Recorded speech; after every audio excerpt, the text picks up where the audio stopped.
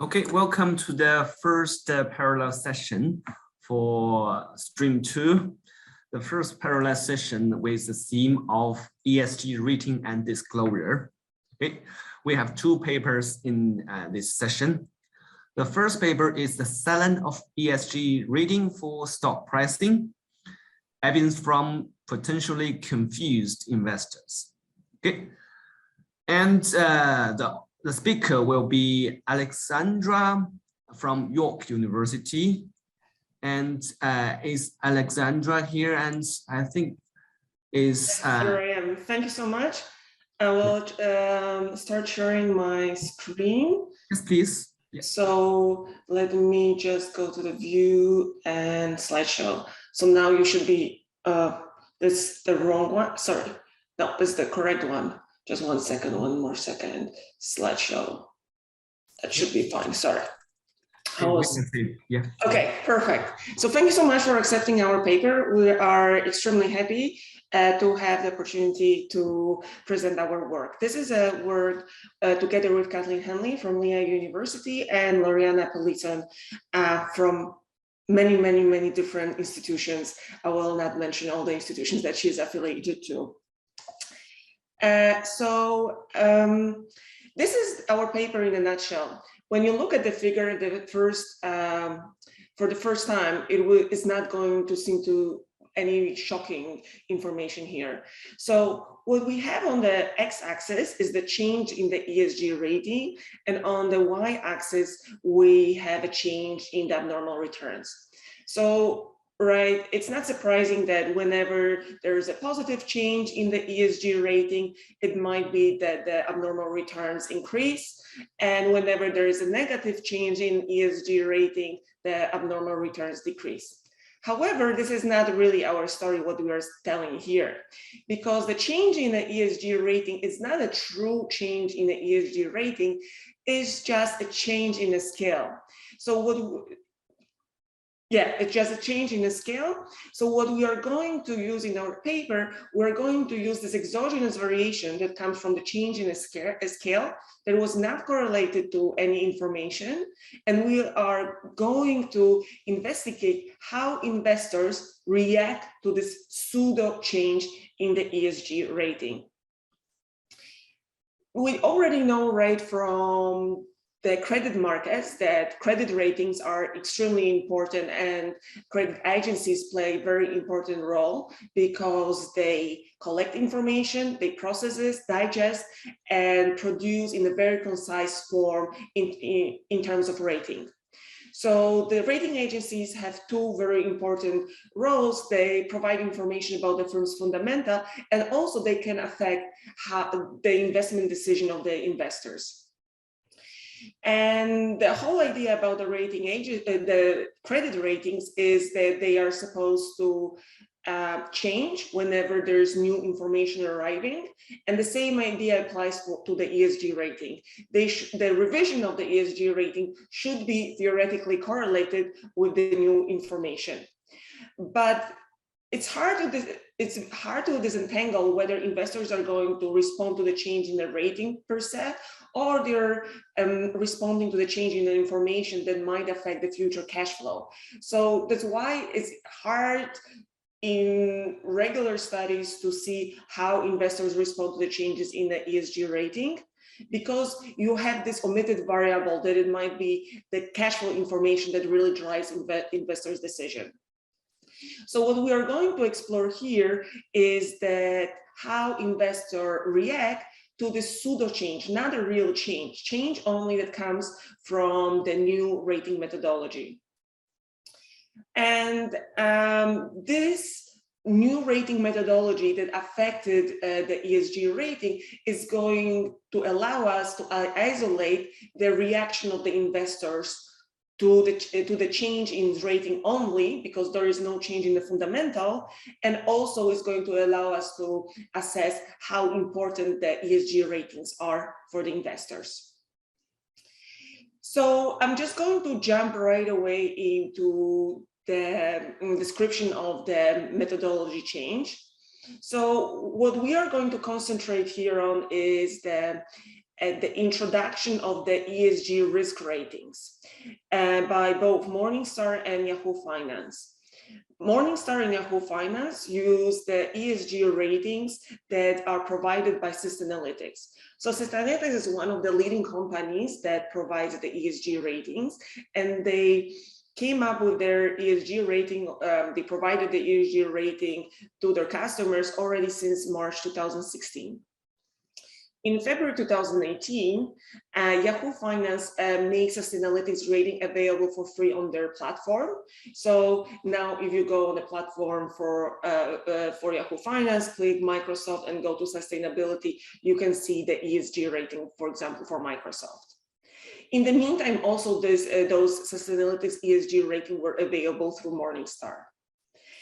Also, right, Sustainalytics is the rating agency, so all the time tries to make sure that the rating reflects the sustainability information of the company. And in 2018, they came up with a new measure that is named ESG Risk Rating.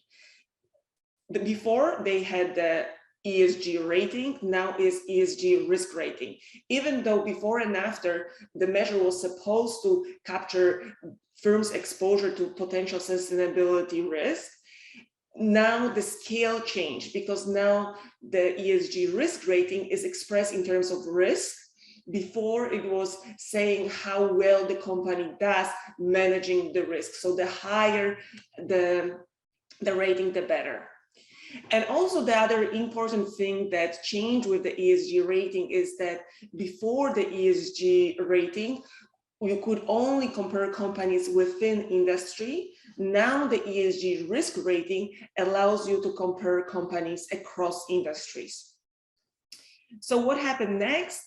In October 2019, Yahoo Finance and Morningstar adopted the new Sustainalytics ESG risk rating.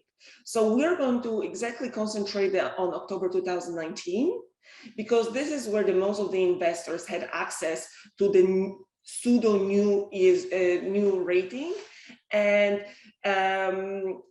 it also, when we look at October 2019, it also allows us to control for the fact that the ESG rating was already available for at least a year. So just again, very shortly, how the methodology change looked like. Before, the ESG rating was constructed on a scale between 0 and 100, and the higher the number, the better. So if you were a very ESG friendly company, you had a score of 100, or like Microsoft 75. If you were ESG unfriendly, your rating was low. And then the new ESG risk rating just flipped the scale. There's also, right, some non-linearity coming from the now we can compare across industries, but the main idea that you will see is that companies that had high ESG rating, they oftentimes received very low ESG risk ratings. So this is how the scale flipped. This is just a short example how the non-linearities look like. So Microsoft is my favorite example. It is one of the companies with the highest ESG rating, and also a company with the lowest ESG risk rating. And you can see that change in the ESG is very large negative. That's why we coin Microsoft change in the ESG rating as a pseudo downgrade.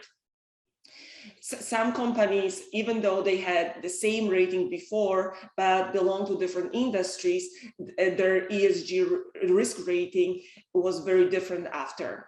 Some, right, ESG rating didn't change, right? This is going to be our, so to say, control group. And some companies rating improved, for example, improved or pseudo improved, right? This is, for example, Airstone Energy. So what we are going to do first is we're going to investigate how the returns of the stocks responded to this pseudo change in the ESG rating. So what we're going to use here is the generalized definitive regression setup, where we regress abnormal return of stock I in month D on the exposure to treatment, which is the change in the ESG rating. And we interacted with the post-dummy variable. We control for stock fixed effect and industry times time fixed effect. And we have 4 different measures of the exposure to the treatment. First one is just the last change between the first month after the introduction of the new methodology minus the ESG rating the month just before the introduction of the new methodology, the average change. And then in order to capture the directional changes, we look at the pseudo upgrade. So this is the quartile of the companies with the largest negative change, and the pseudo upgrade, this is just 6% of the companies that had a positive change in their ESG rating. There is only 6%, so that's why we use 6%. So you can see that regardless of whether we use a single factor or 3-factor or 4-factor model, companies that got pseudo downgraded, their abnormal returns decrease. So whenever this change is negative, abnormal returns decrease. Also, when we use the dummy variable, we can see that the coefficient on the dummy variable is significant and negative. When we look at the pseudo upgrade, the coefficient goes the right direction, but it's insignificant. That comes mostly from the fact that there is not really much variation once we control for industry time zero time fixed effect. If we only control for time fixed effect, the pseudo upgrade becomes very highly significant. And this is just once again the figure that now I hope makes much more sense to you. So this is just shows right the linear relationship between the abnormal returns and how the pseudo change in the ESG rating affected those returns. We want to make sure that our analysis is not affected by some information, and the information that there might be new information included in the new ESG risk rating. And we control for example, Stochastic rating. This controls for that there had been, for example, an oil spill between just around the introduction of the new methodology, or some company changed its decision and became more ESG friendly. So we look at the change in the Sustainalytics rating that is supposed to react to new information. And you can see nothing really happens with our coefficients. Also, we want to control for the relative sustainability across firms, and the idea is here that the new ESG rating allows the comparison across all the companies, and before we could only compare the companies within industry. So now the relative ranks probably change also due to the new methodology, and you can see that does not affect our coefficients of interest at all. We also have one extra control, the kind of like the globe classification that Sussman and Hartzmark use in their paper. We control for them and does not change our result. So that's just our dynamic diff and diff to show that there is not really any pre-trend between treated and non-treated stocks, and also just to show you that how long the effect lasted. So we run this regression where we interact whether a company got pseudo downgraded with interacted with each month. We compare our results to the last month before the introduction, September 19, and you can see that right before the new methodology, those coefficients are insignificant from 0. And once the new methodology is introduced, the company that got pseudo downgraded, they start underperforming. They stopped underperforming in February 2020. We don't take a stand on that. There was a COVID, so it might be that investors learned. That's what we want to believe, or might be that the COVID just affected the investors.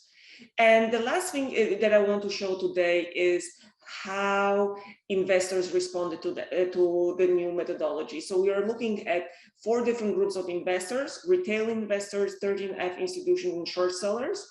retail investors information comes from Robinhood, and you can see that's probably not shocking that the retail investors are the one that got tricked by the new methodology change. They bought stock that got pseudo upgraded, and they sold stocks that got pseudo downgraded. 13F institutions, they are the ones that are most clever ones, or are able to process have access to Sustainalytics information already before. They did not respond to the change in the ESG rating at all. Short sellers, those are the clever guys. So they literally took advantage of the retail investors. So they increased their short interest for the stocks that the retail investors bought, and they decreased the short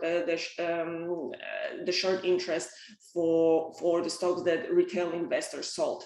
So they are fully taking advantage of the confusion of the retail investors. And last thing, I'm looking at the mutual funds. So we have 3 groups of mutual funds. We have funds that focus on ESG ratings. So those are the funds that have in the name that they're ecological, sustainable, and so on. And it looked like that they are not being tricked by the new methodology, apart from the coefficient on the pseudo upgrade. GGL funds that comes from the Janetti and Lee paper, those are the funds that strategically try to change their portfolio composition in order to be upgraded to 5 globe or 4 globe. And again, you can see that they again understand what is their ESG rating methodology about. And other funds, those seem to be confused as retail investors are. They seem to not understand what is really going on with the ESG ratings on Morningstar and Yahoo Finance. So I think I have less than a minute. So one last thing that I really like to show is also that investors, they will react properly if they have access to information. So here we have a triple interaction or triple definitive, where we say that really the stocks that got affected, those were the stocks that are only available on the Yahoo Finance platform. Once investors have access to MSCI, so the stock is both rated in terms of ESG on the Yahoo and MSCI, investors, the return don't react. So investors are able to understand, they are able to double check, and they see what's going on. So we have a lot of we have a lot of robustness checks, but overall, we want to say that ESG ratings are important for the investors. They affect their decision making, and also they are going to affect where the capital flows. So hopefully I made it just in time, and I'm very much looking for the discussion. Okay, thank you very much for Alexandra. Your very tight and neat presentation impressed us quite a lot. And I'm sorry for this because we have a very tight deadline and tight timeline as well. So let's go for the discussion. Elsa from Baruch College from New York. Okay. Hello, let me just share my screen. Can you see it correctly? Yeah, okay, yeah, all good? Okay. All right, thank you, Alexandra, for this great presentation. And I want to start by saying that I had a really nice time reading your paper. And it's clearly a paper that has been presented a lot, and there's a lot of robustness. So it was really hard to think of some comments to make, I have to admit.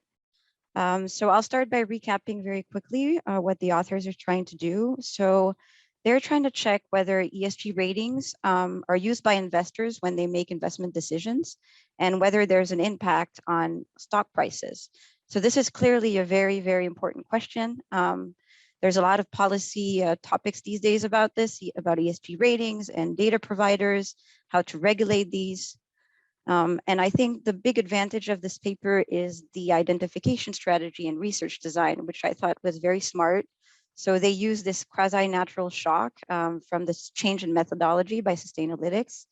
And specifically, they look at the change that appears in Morningstar and Yahoo Finance, so 2 very specific data providers.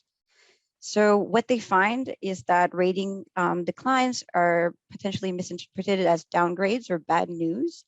And this leads to investors rebalancing their portfolios, which in turn impacts stock prices. And they find these abnormal returns, which reverse after 5 months.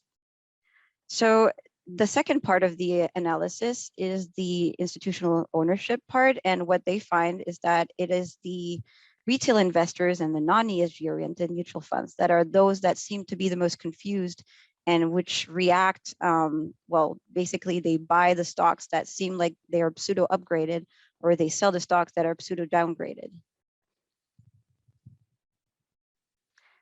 So I guess the core of this paper resides on this methodological change. So I just wanted to spend just a few seconds more to talk about this. So the old ratings or ratings that were taking into account risk management. So basically a high rating meant better risk management practices, while the new rating is scaled in the other way around, where it's a risk rating and a high rating means higher risk. There are two parts in this rating, and the entire paper tries to disentangle the two parts of this new rating. Basically, the methodology change per se, the ESG risk exposure, versus this scale inversion part. So what they try to do is isolate those two components so that they can identify specifically the misinterpretation in this rating change. And they run a lot of controls, and we're going to go through these a bit more in details. So two continuous variables first, two indicator variables, and to isolate, they also add all these additional variables to control the delta ESG rank, the delta Morningstar classification, and the delta Sustainalytics ratings. So here, the big difficulty, because there are so many controls that have already been taken into account, I try to think of what more could be done to try to give even more robustness, but again, I'd like to stress that it has been extensively done already. One thing I was wondering about is whether there is any way to further control the ranking by industry. And I think the authors do a great job in explaining that there's this methodology change in terms of industry. The new methodology now really accounts for the materiality of the industry. So they give the example of Royal Dutch Shell versus Microsoft. Clearly, ESG matters more in an industry of oil and gas versus technology. So one thing I was wondering is there any way with your data to have some sort of delta ESG rank within industry to maybe add a little additional layer of analysis? My second thought was, again, you already look into an additional measure of ESG rating, the MSCI ratings. But maybe to provide some further robustness, we could look at asset 4, for example, which is used extensively in different papers to provide just further robustness on this point. My last comment on this measure is whether I also, apologies if this would not be useful, but I understand you look at the Dow Jones Sustainability Index. And my understanding is that Sustainalytics is also the provider of the Stocks Global ESG Leaders Index. So maybe looking at whether there isn't change in composition in this index, which I hope there isn't at the time of the change of methodology, or any variation in this index could be also something to consider. The second part of my comments are related to investor interest and the usage of data providers. So in this setting, we're really focusing on Yahoo Finance and Morningstar. My first reaction was thinking, okay, Yahoo Finance typically is a platform used a lot by retail investors. So is there any way that there was some sort of bias due to the fact that retail investors happen to use this platform versus other platforms? And of course, the other platform that I know and I know institutional investors use quite often is Bloomberg. So is there any way to control for this or to provide at least additional information on the users of these data platforms and whether this can have some sort of impact in this setting and the identification? So I list here a paper that is very interesting by Serafim and Cruz from 2011, and they look at the market interest for ESG data. So they conclude that ESG metrics, the interest for ESG metrics varies by geographic location, asset asset class and firm type. So this is also something to keep in mind. And the last point I had about this is on foreign investors. So I was wondering if there was any way to extend the analysis to look into the holdings of foreign investors and whether this had some sort of impact on the results. And here I put a reference of a paper which uses the FactSet line share data available on WRDS. So to summarize all of this, I really like the paper and the design, which I think is very, very smart. I think it's really interesting to focus on this confusion from investors on these ESG ratings. This is really a big problem because it's worrisome if we have these kind of reactions to issues on methodology. And so I currently work at the French Prudential Regulatory Authority, and it's something that we're looking into, data providers and ESG ratings. So this is really a very hot topic. I made some minor suggestions, but as mentioned before, I think the paper has done a lot to control for different issues, a lot of robustness, and I hope my minor suggestions can add another layer to this analysis. And I thank you for allowing me to discuss this paper, and I think I am done. Thank you very much, Elsa. And Alexandra, could you please quickly respond a little bit? Yeah, thank you so much. You know, like so one thing that you mentioned, and I for sure want to address is the other platforms that you, other platform in a sense, how available the data was. So we thought that this is kind of really nice because I came up why there was a change in the methodology by just looking at my Morningstar, and I'm just looking at, like, you know, I don't know what company it was, but it was just one company like Microsoft 75, and then it just changes to 14. And I was in the process of buying holdings data from Morningstar, and I asked the guy, like, what's going on with that? And he said, oh yeah, we have this change in the ESG rating, and a lot of people got confused. So this is how, so my understanding is that Morningstar provides the data a lot to asset managers. So that would be, this is how we try to say that, right, you're totally right. Yahoo Finance goes for retail investors, but we want to say that probably Morningstar is more asset manager oriented, but you're totally right. I'm not sure how much Bloomberg has Sustainalytics ratings. I think they have, but when you go back in the past, you only will have their updated risk ratings. So I think they introduced their risk ratings when Sustainalytics introduced their risk ratings. So I think this is, but I have to tell you, it was such a pain to figure it out exactly how they and when they introduced, that we use, for example, back time machine because Yahoo wasn't super cooperative. Hopefully there's nobody from Yahoo Finance here. No worry. And we have some questions from the audience as well. Glenn, I think I have unmuted you, and please unmute yourself and you can raise question to Alexandra. Okay. Hello, my name is Glenn Anderson. I just wanted to say many thanks to the authors and discussants today.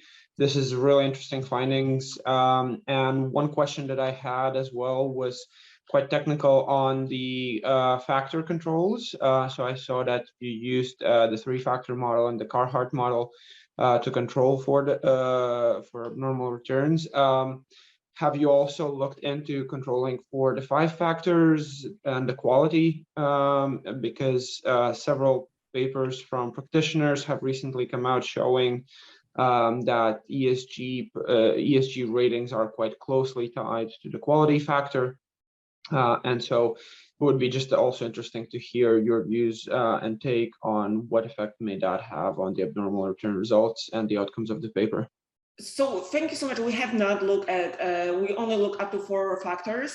The only thing is that makes me pretty confident with our results. Maybe I'm too confident, but it would kind of require, right, that those factors or the exposure to the factors of the treated stock somehow is correlated with the change in the methodology. So we can for sure check it. That's not going to hurt us, and it's just like running one extra regression. I can see how the factors or the loadings on the factors are correlated with the ESG level, but I'm not sure how the factors would be correlated with the change in the methodology. But sure, we can totally check it. Okay, thank you. And I think it's time for Elsa as well. Again, please. Yeah. Yeah, Elsa. Yeah, yes. Great. Let me share again.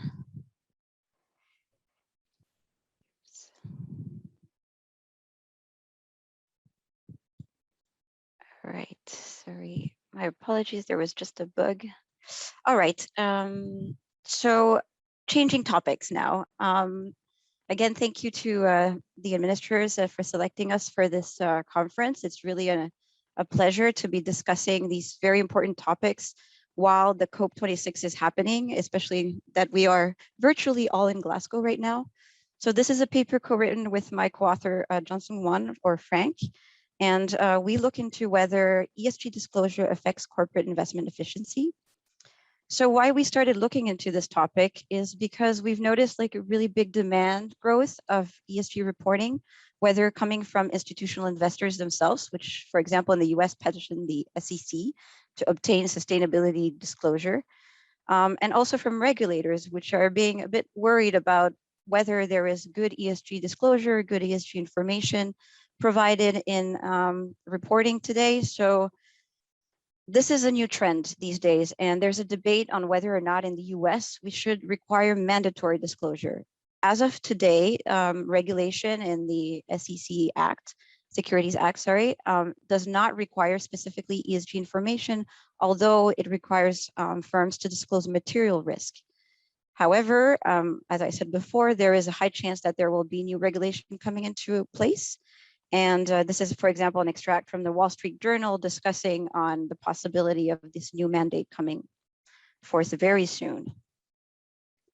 So what do we know about ESG disclosure in terms of their effect on firms, whether financial performance or behavior? So this is an extract from Christensen and al., who argue that in principle, having a mandated ESG reporting can have some real effect on firms, and especially on firm investments. What we know about financial disclosure, so traditional disclosure of financial information, is that there's an extensive literature that proves that there are tangible capital market benefits. So for example, better liquidity, lower cost of capital, higher asset prices, and better corporate decisions. We also know that disclosure in general allows to mitigate problems of information asymmetry, and that is why there is a potential positive effect on investment efficiency. What we don't know is what is the impact of this new type of information, ESG information versus financial information. So first of all, disclosure of ESG information is not the same as financial information. It doesn't cater to the same stakeholders. The second point is that ESG information is not standardized. So we're not really sure what firms are reporting, how to compare it from one firm to the other. It's a bit the same issue as for ESG ratings. It's very difficult to really interpret those ratings. There's disagreement, misinterpretation. So it's unclear ex ante what the effect of a new mandate for ESG disclosure will be. A quick review of the literature. So there are two, let's say, types of papers. There's one strand, that the literature that looks at ESG disclosure per se. And here what we know is that investors do care about ESG disclosure. We also know that some mandatory ESG disclosures in certain countries, so for example, China, Denmark, Malaysia, South Africa, have had an impact on firm value. We also know that equity markets react to compulsory mandated disclosure, and that firms also react by changing their CSR activities, or their performance per se. And this actually relates to the second part of the strand of the literature, which looks at the financial implications of ESG activities.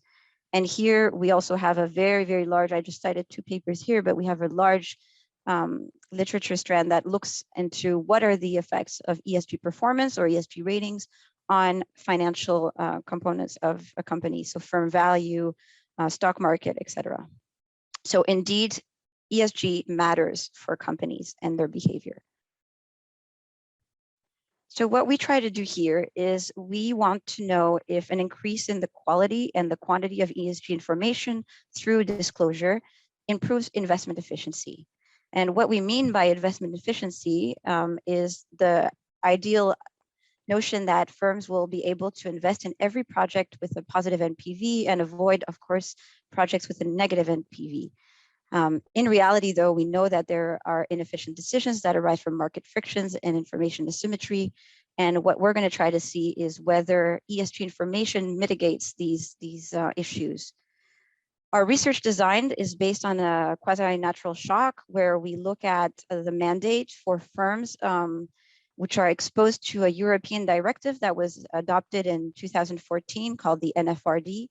And we're going to see whether firms in the US who have activities located in Europe and are thus impacted by this regulation indirectly, do they change their ESG disclosure behavior and thereby their investment efficiency behavior? So we use a difference approach to control for different confounding factors. What we find is that US firms that are impacted by the directive, they change their ESG disclosure behavior, and they also change their investment behavior. Basically, they improve their investment efficiency by issuing more debt, but we don't see any impact on equity markets. And these effects are strongest for certain types of firms that I will go back to. And we argue that the channel is basically a reduction in information asymmetry between firms and debt investors. So a quick summary on this directive. What does it do? It's basically a directive that mandates firms to disclose ESG information for very large entities, so what they call public interest entities with 500 employees or more, and for only firms that have a specific activity located in Europe, of course. So our difference in difference design looks at before and after 2015, where the directive was adopted. And we identify firms, the treatment firms, as those that are plausibly exposed to the NFRD due to subsidiaries and significant activity located in the EU. And we use CompuStat segment data to identify these firms. Then we try to proxy for investment efficiency. So here, I'd like to note that there are different methods that are used in the literature. We followed something that we thought was very intuitive, which is a proxy used a lot in accounting, which is called overfirm. And it's basically measures the likelihood of a firm to over or underinvest. And the proxy is computed based on cash and leverage levels of firms. So the idea is a low overfirm value means that there is more credit rationing, and it means that there is some underinvestment. A higher value of overfirm means that there is overinvestment. Our sample of firms is constituted of 1,240 US firms between 2012 and 2017. So we look at a 3-year before and after period, or a 2-year before and after period for control. We have traditional data sources, CompuStat, Bloomberg, CRISP, IBIS. And more importantly, our Bloomberg ESG disclosure score captures the quality and quantity of ESG disclosure and is what allows us to verify there is indeed an increase by treatment firms of this ESG disclosure quality versus the control firms here after the directive was adopted, end of 2014. Very quickly, here are 4 examples of the treatment and control firms.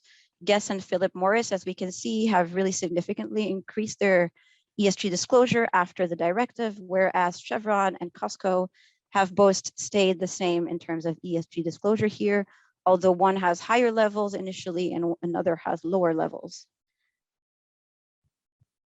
This is a formal test of whether these firms, these treatment firms, do increase the quality and quantity of ESG disclosure. We find indeed that after the adoption of the directive, US firms that have activities in the EU tend to increase significantly their ESG disclosure score, as well as this is an indicator variable of whether these firms adopted the GRI standards that are the most common standards in reporting for ESG disclosure. So yes, indeed, we find that this is consistent with many controls and firm fixed effects, industry fixed effects, time fixed effects. To the main results. Here, what we do is we run this investment regression as our dependent variable. And as I mentioned before, we try to see using this over-firm variable here, whether there is an underinvestment or an overinvestment problem and how firms react. So what the results indicate here is that firms that tend to underinvest, so where over-firm is equal to 0, basically, these firms are the firms that increase their investment. So they reduce their investment inefficiency problem linked to underinvestment. We don't find any significant effect on firms that overinvest, which tend to have more adverse selection problems, etc. Said differently, basically the over-firm variable is based, as I said before, on cash and leverage. So what we did here is we just separated the sample into low, high, medium, and high, low cash and leverage quintiles. And as you can see, it's these firms that have low cash and high leverage. So the firms that tend to have an underinvestment problem, which are the ones who, after the directive, indeed reduce this underinvestment problem. We then turn to the financing aspects of things. So what we find here is that treatment firms that have this underinvestment problem tend to issue more debt after the directive, but we don't find any effect on the equity markets, whether it is in terms of new equity issued or on the cost of equity proxied by the bid-ask spread. We then look at the cross-sectional analysis of our main regression. What we try to do here is to see which types of firms are among the treatment firms, and the ones that have this underinvestment problems are the ones impacted by the directive. So basically, it seems like it's firms that have ex ante a lower ESG disclosure score. It's also firms that have a higher financing constraint based on a proxy from the Casey index, and also firms that have more managerial entrenchment issues. So we proxy this by CEO ownership here. We also verify that it is actually the firms that do indeed change this ESG disclosure score, so that have a above median level of ESG disclosure score change, that are driving the results, which is consistent with our analysis. And then what we do, and I have 3 minutes, so I'm going to go very quickly. We try to look at other proxies of corporate governance. We also verify that the link between corporate governance and financing, and who basically is issuing this new debt. We also verify whether there is an effect on yield spreads at issuance to see if there is a story linked to cost, and we find that indeed treatment firms experience a lower cost of debt after the NFRD for those firms that have an underinvestment problem. And finally, we've had also some comments about the investment cash flow sensitivity analysis. So we ran this analysis and find that treatment firms are those that tend to reduce their use of internal cash flows in the profit of new debt issuance. So all this seems to be consistent with the idea that ESG information is reducing information asymmetry for firms that tend to underinvest through debt. We run a bunch of robustness tests. I'm going to just mention them quickly. We verify the parallel trend. We run a sensitivity analysis by including different treatment control groups. We run a placebo test on different years, different regions. We do covariate balance and weighting, propensity score matching, entropy balancing. And finally, we just tested a new proxy for investment efficiency, which seems to be consistent with the results we have with the over-firm proxy. So I have 1 minute left to conclude. I just want to summarize this by saying that what we try to do is to see if US firms who are indirectly impacted by the European directive change their quantity and quality of ESG disclosure, which is what we find, and consequently whether this has an impact on their investment behavior. And we find strong results consistent with the idea that these firms tend to reduce their underinvestment and are able to raise new debt. The idea here is that it seems to be through reduction in information asymmetry, as it happens more for firms that have financial constraints, more entrenched managers, and lower corporate governance controls. And finally, what we argue is that it's due to a reduction in credit rationing, especially on the debt market, although we find nothing for equity markets. And I think I'm done. Thank you, Elsa. Thank you very much for this. And Alexandra, it's your time to discuss Elsa's paper. In the meantime, the audience who have some questions, maybe you can raise your hand, or maybe you can type your questions over there. Okay, it's time for Alexandra. Okay, so I just make sure that it's in the slideshow. Okay, that should be. Okay, so thank you so much. There is a small disclosure. I think the last time when I dealt with corporate finance, I was in my undergrad, so it is a little bit out of my expertise, so to say. But so if my suggestions are out of nowhere, please just dismiss them. So the main idea is here that the authors are trying to look how the environmental, social, and governance disclosure affect firms' investment efficiency. And they do a really nice work because I always like when you have an exogenous shock. So they use a quasi-natural experiment. That's the adoption of the EU directive that requires companies to provide to some type of ESG disclosure. And then the authors evaluate how this directive adoption affected potentially treated firms, how it affected their firm investment decision. So Elsa said that, we're using the standard data sources. For me, once I read the paper and there was a whole list of different data sources, I thought it is a plethora of databases that you use, and you explore heterogeneity in firms, exposure to the directive, and to provide a rationale for your investment efficiency hypothesis. So here is the list of the main findings. At least this is how I understood them. So I understood in the following way that the EU directive has increased investment levels of potentially exposed firms, but only for those firms that were ex ante more likely to underinvest. So the investment levels increases the most, especially for firms that are financially constrained, entrenched, or the ones with the low levels of ESG disclosure. The financing or the increase in investment, it looks like it comes from the corporate debt market. So it looks like that the ESG the disclosure affected asymmetric information, especially in the debt market, but seems that equity market did not respond to the new ESG disclosure. So this is just a very short summary, and now this is how I try to understand the paper. So for me, there is a chain of reaction, and first of all, there is an EU directive, and this, to some extent might affect your ESG disclosure. If you are if you are not disclosing much, it's going to affect you more. If you are disclosing a lot, probably this is just going to be just a different way of preparing the data.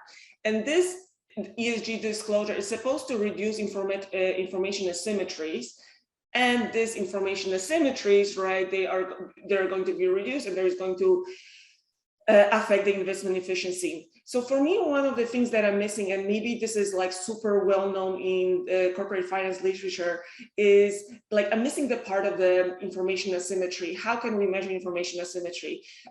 Again, I'm talking more from asset pricing. In asset pricing, you will have the asymmetric information when you are trading. So there is the probability of informed trading, or there is some measure of the correlation in return. So this is how I would calculate asymmetric information in asset pricing.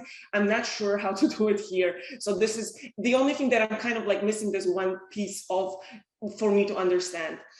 And you do explore, and I like the exploration that you do for the low ESG disclosure stocks and the high ESG disclosure stocks. But for me, this is almost like your exposure to the treatment. If you are already badly, if your ESG disclosure is super small, right, you are going to be treated a lot by the EU directive. If you are already, I don't know, Microsoft, and you are disclosing everything what you're doing, this is just reshuffling the information that you have.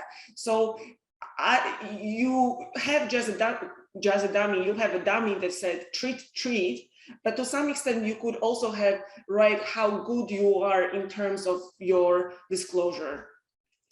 And you mostly use the under and over investment, for me, as the exposure to the treatment, right? Because you have the triple diff and diff, but it's not sure how over and under investment makes you more exposed to the treatment. So maybe it's just, I don't understand, or it's just, yeah. So I'm new to this new EU regulation, and I find the regulation super interesting, but I think there's a lot of, your paper is also super complete. So, you know, doing 500 other things doesn't make sense, but I'm just thinking what else, if you have time on your hands, what else you could do.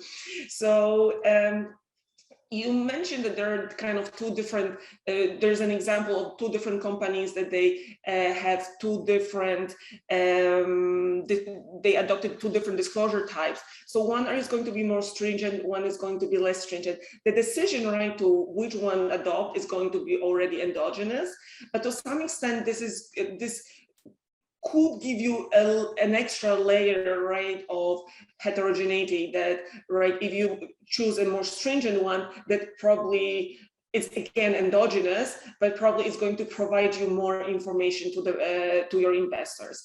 Also, for me, what was surprising that they were supposed to adopt it by December 16, but then they could follow the guidelines from 2017. So again, I have no idea how the disclosure works. So maybe that could a little bit explain, you know, why the guidelines came after the deadline. If the disclosure was important, I was just wondering, right, the only thing that I can think about is whether the companies that were potentially affected by the disclosure, whether their ESG rating changed, whether there is indeed new information in this disclosure.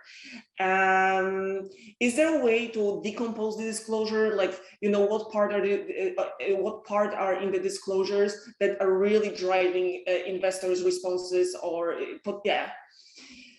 Okay, so just a little bit more details on how, even though it's already pretty detailed, I'm not complaining that it's not detailed enough. It's just, I think there could be some other exploration that you could take advantage of.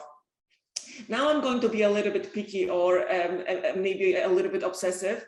So I just took your first figure. I noticed that the figure does not really, it's going to change much your result, but I just took the blue line and piece by piece shifted upwards, and you can see, if I'm really being awful, like it kind of starts diverging already in 2012. And I'm not saying that there's anything bad here. I'm just thinking that maybe there was, because your other pre-trend looks beautiful for the investment, but I'm just wondering if there was announcement that they are thinking about the EU directive, or they are working on it, so that companies that they knew that they theoretically might be treated. They already started improving their disclosure because they knew that there is a high potential in the future they're going to be hit by that. And the last thing before I finish is the over firm. So by the way, I also want to mention, maybe this is again corporate finance paper, but I just love the way how you were explaining where the variation comes from. So by controlling this and this, the variation comes from that and that. This is what you don't see in asset pricing or mutual funds. I just love that. So I'm thinking, like, if I'm going to write a new paper, I'm just going to literally copy paste how you are discussing the variations. Make sure that it's not too much copy pasting. But one thing that I was thinking was about the overfirm. So if the investment, right, changes, that means that also your overfirm, because overfirm has a substrate IT, right? So this can be also to some extent an outcome variable. So, and I was just thinking, is it just possible to use the one that is defined before the announcement of the EU directive? That would be right. The variation that you would have is that you're treated, and within the treatment, so this is going to be still control. So still, this is going to be the over firm I is going to be treated by, it's controlled by the stock fixed effect, but within treated you would have two groups, over or not over, because otherwise I'm kind of worried that what you are capturing with this one is switching between being over and being not over. I don't know how much changes there are over time. Maybe this is just, you know, you are overestimated or over invested or underinvested across the time. So maybe this is not a problem. It's just, yeah, that's what I had in my head. Some other comments, I think they are smaller and not super important. So overall, I really like the paper. It's a really, as I said, I really enjoy the discussion of how you address different sources of variation and different potential confounding factors with your fixed effects, with a long list of control variables. Probably a little bit more of the institutional background for a person that has no idea like me, and maybe rethink the overinvest dummy. Okay. Elsa, could you please quickly respond to Alexandra's comments? Sure. Thank you so much, Alexandra. We're in the midst of reviewing the paper, so these comments are going to be very useful. There are also new things we hadn't heard in other conferences, so we're going to be able to build on this. Just to reassure you, for the pre-trend on the ESG disclosure score, there is no pre-trend, and I have a big doubt on whether we did incorporate the table, but I will double check. It is indeed in the appendix, but there is no pre-trend, that is for sure, for both investment efficiency and ESG disclosure. But you're absolutely right. The way these directive works is there's always some sort of announcement.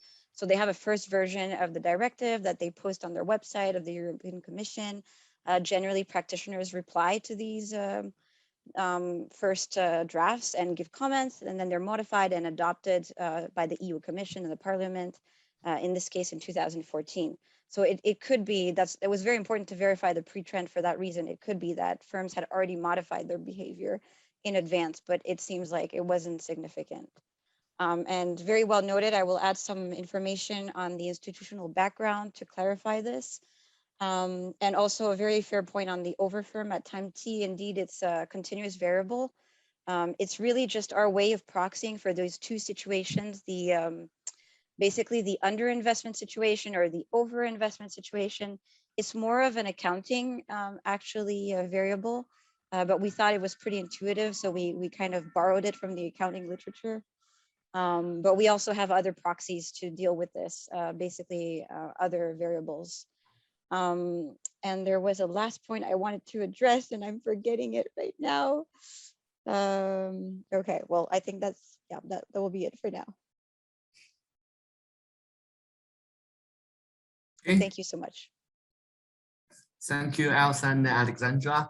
So we will conclude the first parallel session, and without any break. It's very, very tight timeline. We'll go to this, we'll go into the second parallel session, part 2, which will be the climate risk and the capital markets. The first paper is deselecting climate risk. Are they reflected in stock market? And the speaker is George from University of Paris and Queen Mary University of London. Okay. Thank you, Yukun. Thanks for the introduction. Let me share my screens. No problem.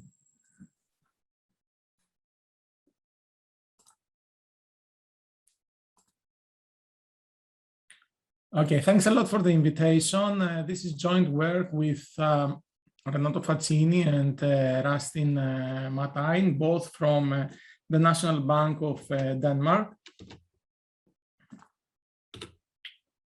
Okay, so as we know, we have various types of climate risk, and these comprise physical and transition risks. This paper is going to be about market-wide risks, so not about firm-level risks.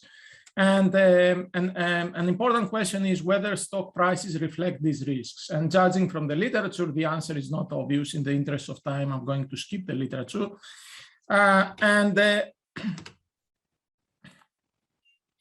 Suppose that some of the risks are priced. The question is whether is it physical or transition risks which are priced. Again, this is important because this comes amid the debate between two camps. So the first camp, which consists of policymakers, says that physical risks are not priced, therefore there is need for government's intervention. The second camp, consisting of people like John Cochrane and institutional investors like the CEO of BlackRock, says that physical risks are not priced because they are not systemic risks. And at the same time, government's intervention is priced by construction. However, there is no need for intervention. So it's important to know for a start whether it is physical or transition risks which are priced. So the contributions of the paper can be outlined as follows. We believe this is the first paper which addresses this question, what types of market-wide climate risks are reflected in US stock prices. Second, we dissect market-wide climate risks by undertaking textual analysis. And we provide novel measures of physical and transition climate risks. Third, we're going to provide and validate a possible explanation for the results.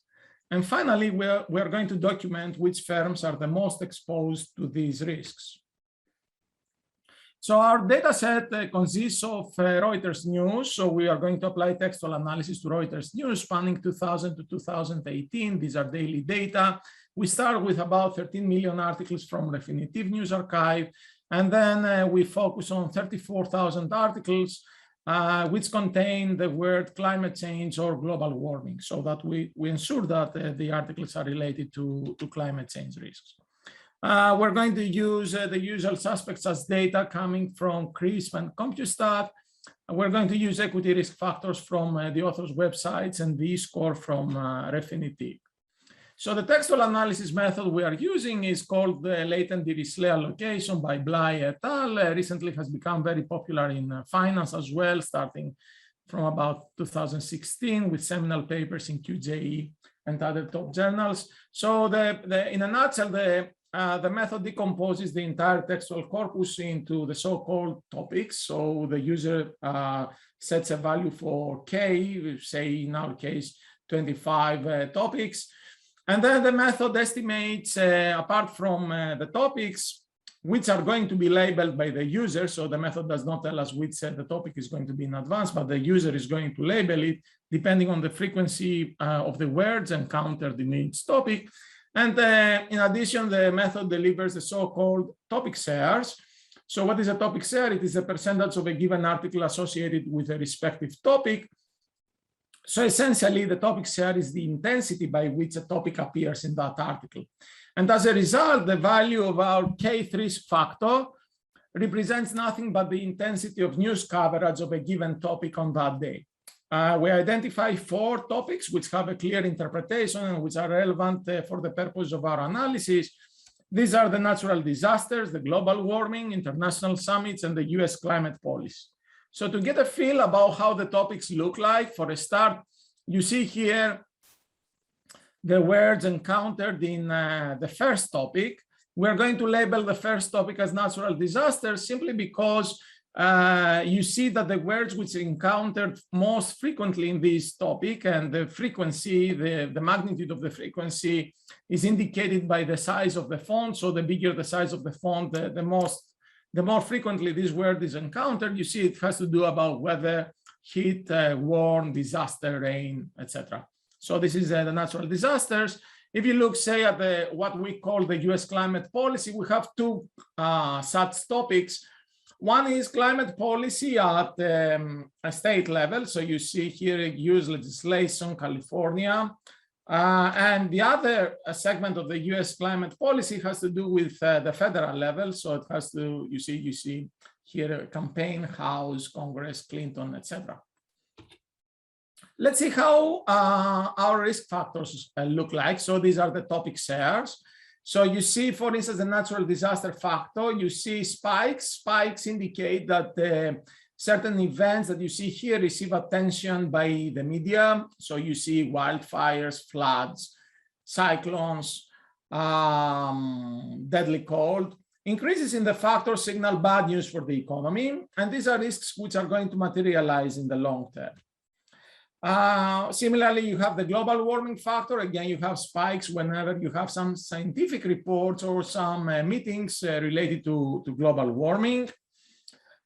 International summits, again, you have the spikes whenever you have certain international meetings. Again, spikes in this factor signals bad news for the economy. Typically, in these international summits, you have discussions about taxation. So in economics, we regard taxation as something bad for the economy. And finally, the US climate policy factor. You see, you have here certain events captured by this factor. These events have to do with the House passing climate bills, for instance, Obama on climate policy, the nomination of Scott Pruitt in the Energy Protection Agency, US abandoning the Paris Agreement, and so on and so forth. Now, the tricky thing with this factor is that you do not know in advance what an increase signals for the economy. So an increase may signal bad or good news for the economy depending on which party conquers the Congress. So if the Congress is conquered by the Democrats, spikes would signal bad news for the economy because the Democrats are taking measures when they have the power to combat climate change. And the other interesting feature with this factor is that it represents risks which are going to materialize in the short term, since every other 4 or 5 years, you're going to have a change in the policy. So given these risk factors, we're going to apply for a start some standard asset pricing tests. So basically, we're going to sort our cross-section of stocks, of US stocks in portfolios by estimating the climate beta of any given stock I and controlling for some well-known risk factors. And we are going to do the estimation of beta on a rolling window fashion. So what we do is at any point in time, we sort stocks in either decile or quintile portfolios based on the climate beta exposure of each stock. Then we're going to calculate the monthly post-ranking portfolio return that is going to be value weighted and not equal weighted, so that to deal with data mining concerns. We're going to compute then the spread portfolio return. So in the case of the decile portfolios, it's going to be the return, the difference in the returns of portfolio 10 minus portfolio 1. And then since we're going to do it at this sorting at any point in time, so every month, we're going to repeat steps 1 to 3 until we exhaust the sample. We estimate the betas by using daily observations.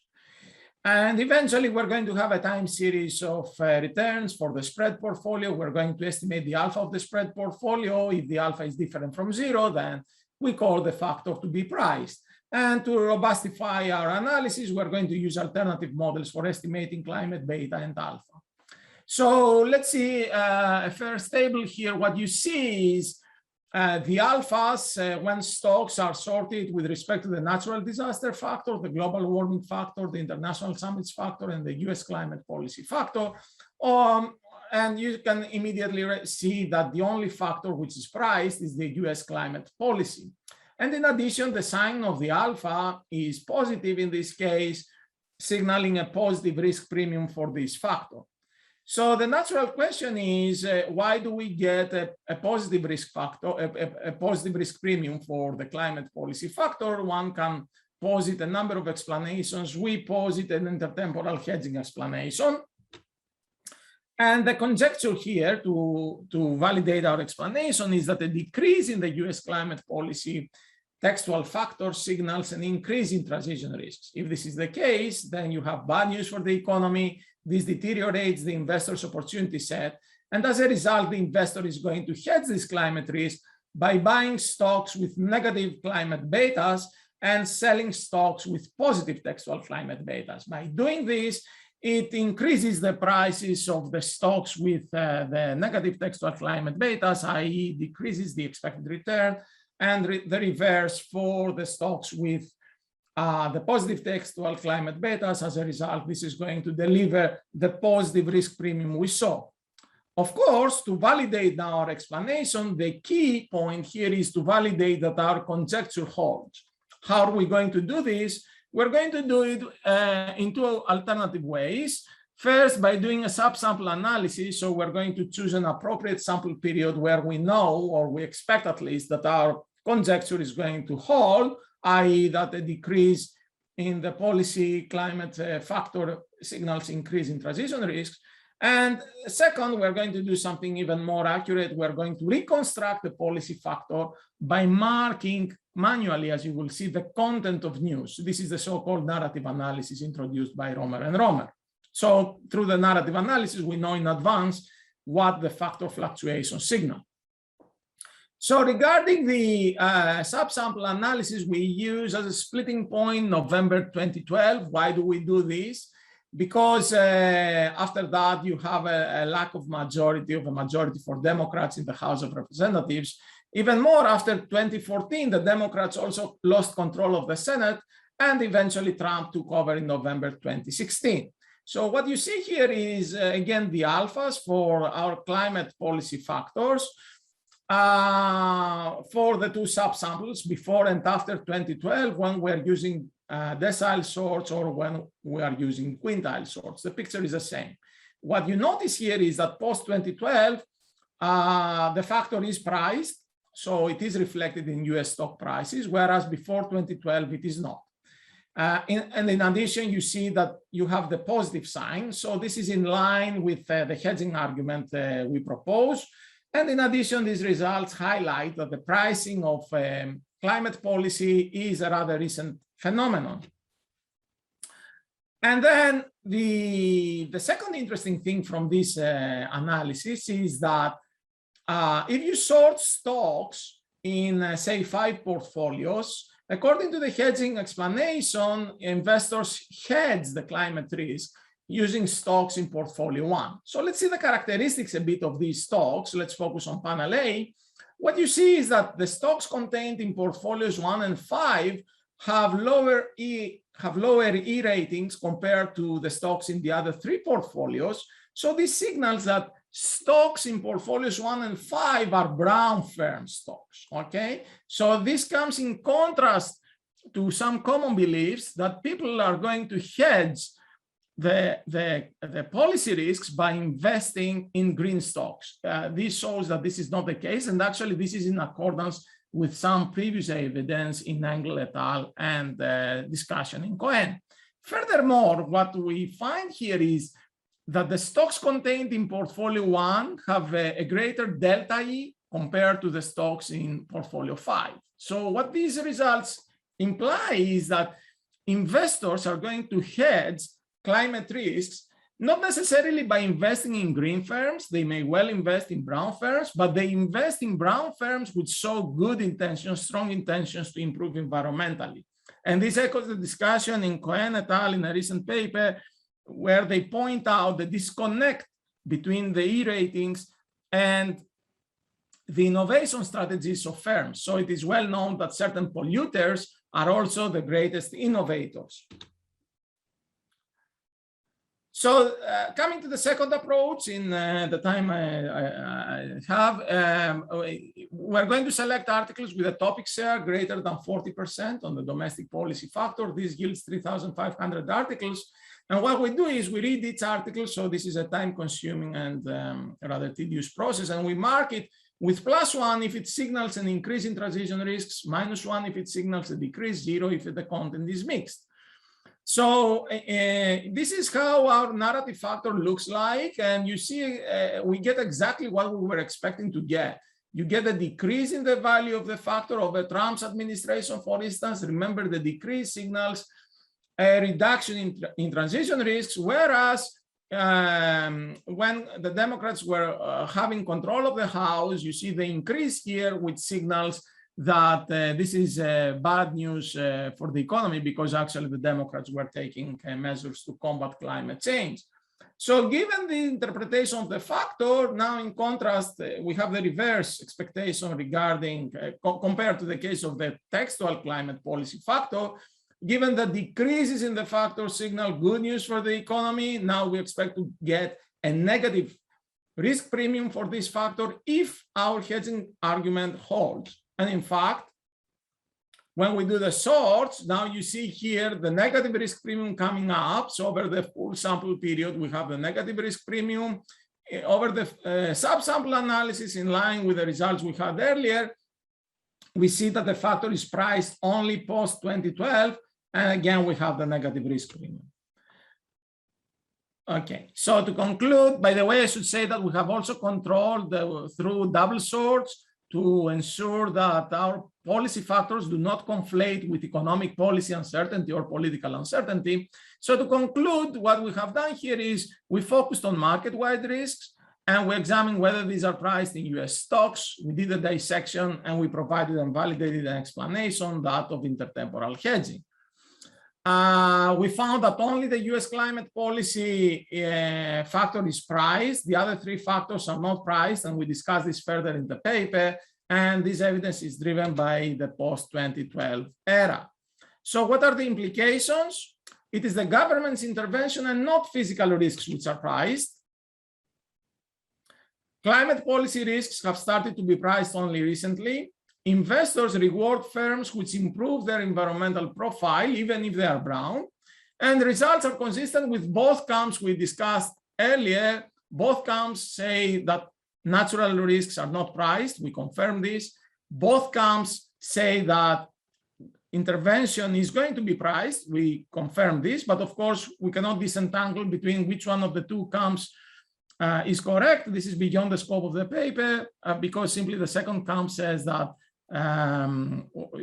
even if government intervention is priced, the government should not intervene. So we leave this as future research. And the question is, for future research, why are not all risks priced? Is it because investors have some short-termist bias? Is it that they are lacking information? Or is it simply that the risks are not systemic? So thank you very much for your attention and time. You can find the full paper on SSRM. Thank you. Yeah, I think it's time for Zhiyang to discuss your paper. And in the meantime, we welcome any questions and queries through raising your hand or just a message to me. Thank you. All right, thanks for having me here. Let me start to share my screen. And hi, George, good to see you again. Good to see you too. So, right, all right, so without further ado, I'll have to say I'm a big fan for George's paper. This is my fourth or third time to attend to George's presentation. So I'm quite of a big fan of the person who are well known with this paper. Hopefully my comment will be helpful, George, to better position of paper. Now, let me quickly summarize the contribution of this paper.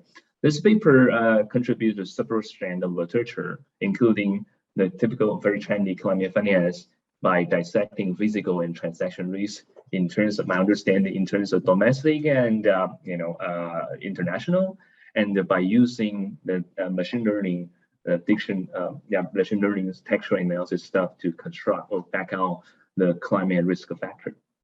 And this paper basically by using such a fancy machine learning techniques, provide a novel approach. There's a machine learning approach to dissect climate risk about what is a physical risk, what is a transition amount of physical risk, further slicing to domestic, international, transition risk, also domestic and international.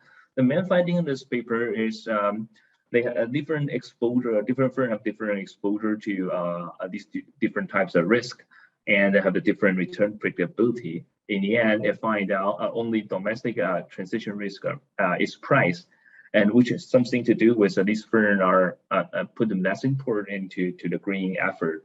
So and this and the author showed a kind of different robustness tech to test to verify to validate the finding in basically in a robust manner. Now, overall, my overall assessment is that I'll try to understand or assess on the paper that how to decompose the physical and transition risk. And I'm going to discuss about methodology and economic explanation for this finding. In the end, what's more important is about what's the economic insight and mechanism, and try to help the author to complementary to the existing literature. So overall, my discussion again, we're going to focus on the economic mechanism and comment on some existing empirical work and justify some economic plausibility. Finally, I would like to offer several suggestions for further empirical works in order to strengthen the paper. So the first will come to my comment. The first important one is about economic mechanism. So what drives the underlying, driving force? What's the underlying driving force for the heterogeneous in green earth effort? Think about in the theory side. What about a firm's evaluation? We discount the future cash flow by endogenous investment decision or leverage those corporate decision, including E-score in the data. So all the corporate decision or eventually going to reflect on a firm's valuation. And once the valuation is determined, its risk exposure is determined. So I would say the risk exposure, the risk premium, all the investment, all the corporate decision, including E-score, E-effort, are jointly determined in a joint manner, or basically in a joint manner. So I try to understand what and to what extent, what's the key channel to drive the variation eventually in different risk exposure. And in the end, it boils down to what's the possible mechanism. It comes to my mind, there are several competing channels to understand the driving force. For example, it could be the technology adoption because of heterogeneity in vintage of the capital. Say a firms face higher exposure to climate risk is because their capital tend to be more obsolete, and it's time to it takes time for them to build it, to install the new types of capital. And that's why if once the government try to impose the regulation changes, and these kind of firms are risky because your cash flow are sensitive to the changes in a policy, climate policy. On the other hand, the typical way is about operating leverage. They are lots of a fixed cost layer, and they cannot easily to adjust and suffer to adjustment costs or fixed costs, or could be driven by financial friction because these kind of green or environmental friendly equipment, they tend to be more expensive, and some firms they choose to put less green effort. It's just because they are tight in their money, their pocket are tight, and they are available to buy these fancy friendly equipment. So that's why they face higher exposure to the climate risk. Finally, about agency friction because of limited commitment.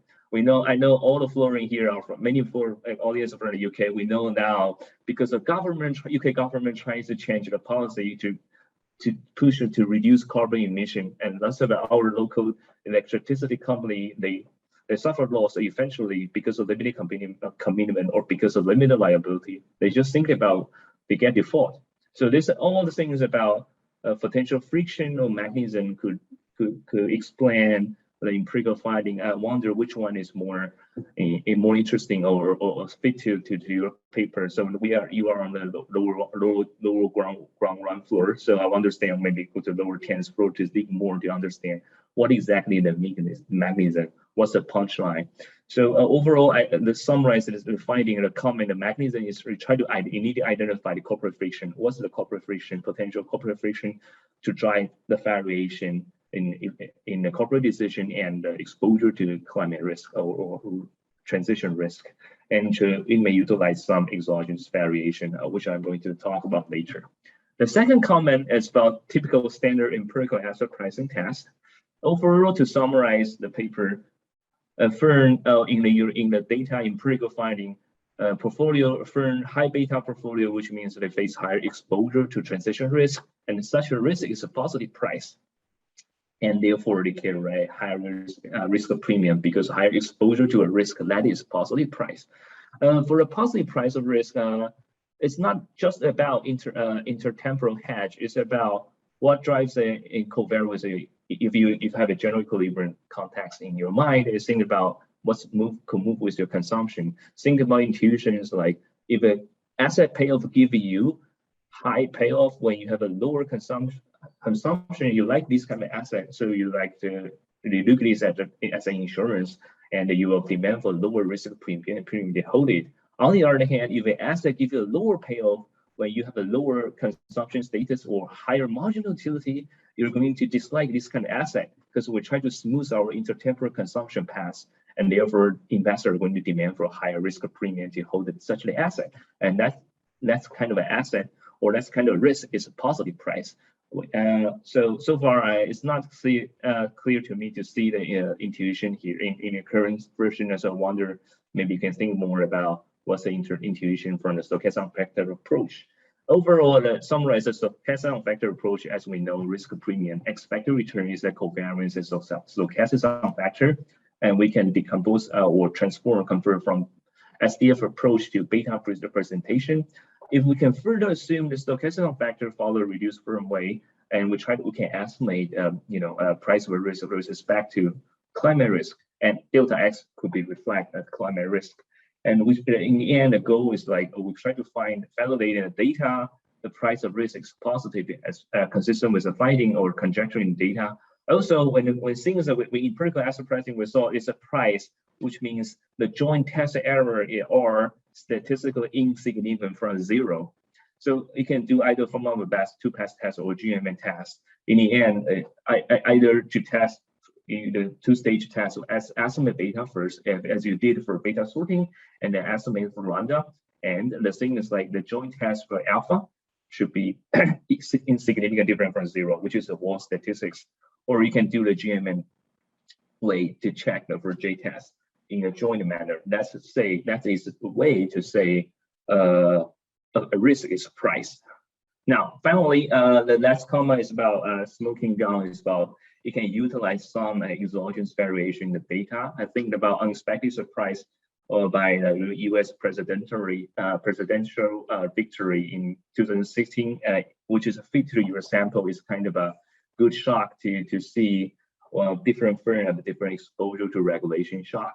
So in the political science literature, or even recent finance literature, they can think about usually within 5% of election tie could be regarded as a tight election shock. So I thought this is a good experiment to think about to exogenous variation. Also in other literature, even in the trade literature, Trump's election result is also an exogenous shock to trade war. So I believe this 2016 election shock is very, very useful, and I can find. I'm sorry. So you can find empirical. So say like the firm face high exposure to climate risk. They are kind of dirty firms, so that benefit more from exogenous. In such an exogenous shock. So Donald Trump, before the election, he promised to withdraw from lots of a green effort. So when it is unexpected winning a victory, we can think about high exposure. This kind of firm is a good news. So we might think about the stock price. There's a spike in the car to celebrate the Trump's election. And I have a lot of comments. I think in the interest of time, I'm going to stop here. So let me just stop here. This is a great paper. Try to decompose physical and transition risk with a fancy technology by using machine learning, and contribute a lot, make a great contribution to the existing literature. My discussion focus on maybe we should try to think about what's the underlying or model economic mechanism, and I leave some comments on the empirical work and to justify the economic plausibility. Thanks.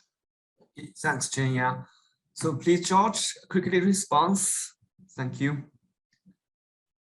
Hi, George. Thanks a lot. Thanks, Ziyang. I guess we do not have much time, but in the interest of time, I would like to thank Ziyang for his very nice comments. I'm not sure about his second comment. Maybe we can discuss further with him outside of the conference. But we do run Fama-Macbeth regressions. Didn't show results. We do run Fama-Macbeth regressions in the paper using various test assets. And regarding the smoking gun, there is a recent paper by Ramelli and al. Where they show they discuss the so-called Boomerang Hypothesis. So actually, they find that after Trump's election, it's not just the brown firms which benefited, but also it's the green firms, because they were expecting somehow that Trump's policy would be transitory and it would have no permanent effects. But overall, Ziyang, thanks a lot for the comments. Thank you. Thank you. Thank you very much, John and Ziyang. We are going to the second paper, which is the optimal design of green securities by Federica Zenni from Imperial College and Bank of Italy. Thank you. Thank you very much for having us in this conference. So this paper is called Optimal Design of Green Securities, and it's a joint work with Annalena, which is assistant professor at the University of Alberta, and it's also online. So the corporate global sustainable debt market has started roughly a decade ago and has grown exponentially over the past few years. The first class of green debt contract issued were the green bonds, the green loans, the sustainability bonds, and the social bonds in decreasing order of volume. And those were relatively simple green debt contracts that were otherwise equivalent to conventional bonds and loans, with the exception that the proceeds from the security had to be used to finance or refinance project with a labeled purpose, meaning a green, a social, or a sustainable purpose. But since 2017, you can see a spike in issuance of a new category of contract in red, which are the sustainability-linked bonds and sustainability-linked loans. Those are relatively more complex green debt contract whose payoff, in particular the interest rate, varies ex post with sustainable performance of the issuer. The paper is motivated by the spike and try to explain both the broad development of the market as well as issuance pattern in the cross-section. So we will try to focus on the differences across the two categories of contract that are primarily related to the new green dimension. The first category, we call them the project-based non-contingent securities, NC and SPORT. Those are project-based because they require, as I said, commitment to a specific project ex ante, and this commitment is usually costly in that the firm needs to make some effort to make the commitment credible. But then the payoff of the security, meaning the interest rate on the debt, it's independent on the new green dimension that might come out of the green investment. On the other hand, in red, you see the outcome-based contingent securities. Those are the sustainability-linked bonds and loans. Those are general purpose bonds and loans that do not require the issuer to commit ex ante to project, but rather embed a contingency in their payoff, in that the interest rate varies with the sustainable performance metric. Let me give you briefly a little bit more detail. So on the left-hand side, you find an example of a green bond issued by a Norwegian bank in 2020. As you can see at issuance, the bank has to specify the project. So in this case, it financed the construction of low carbon buildings, and it will have to verify that the project can be labeled as green, and at the same time commit to put the proceeds from the bond in a separated account that can be verified by the investor. So basically, there's going to be verification of a balance sheet metric on behalf of the investor. On the other hand, the sustainability-linked bonds and loans, such as the one issued by Enel in 2021, target directly aggregate outcomes associated with investments. So basically, the firm doesn't have to commit to project ex ante, but rather select this outcome indicator, which are Scope 1 emissions, and a schedule of repayment is decided in such a way that if the firm meets a sustainable performance target, the interest rate is lower, otherwise it's higher. At maturity, what is reported is the aggregate emission reduction instead of the balance sheet data associated to the project. So what are the questions that we try to answer in this paper? Well, first of all, why the market has started with non-contingent green debt, such as green bonds, that are kind of inefficient in that they require a lot of ex-ante commitment and verification costs of issuance.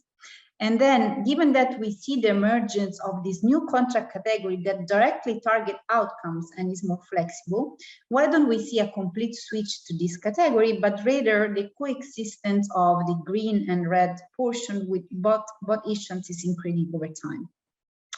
And finally, what explains issuance preferences in the cross-section, and in particular, if there is evidence of asymmetric information driving the sustainable debt market? So we try to respond to this question by building a baseline project financing model where the investor has preferences for green outcomes. The firm learn about a green technology, so the technology is uncertain and needs to exert efforts to implement costly action if it wants to deliver the green outcome. The model is solved so that the firm maximizes its profit, trying to monetize the investor preferences, choosing among contingent or non-contingent debt contracts. We have a set of frictions in the model that we introduce iteratively. The first one is moral hazard. There's a moral hazard problem that is embedded in the design of conventional bonds and loans, in the sense that these costly actions are hidden and the firm has an incentive to deviate from any green promise. Then we introduce corrections to the first friction. The first correction can be implemented by a non-contingent green debt, such as the green bond.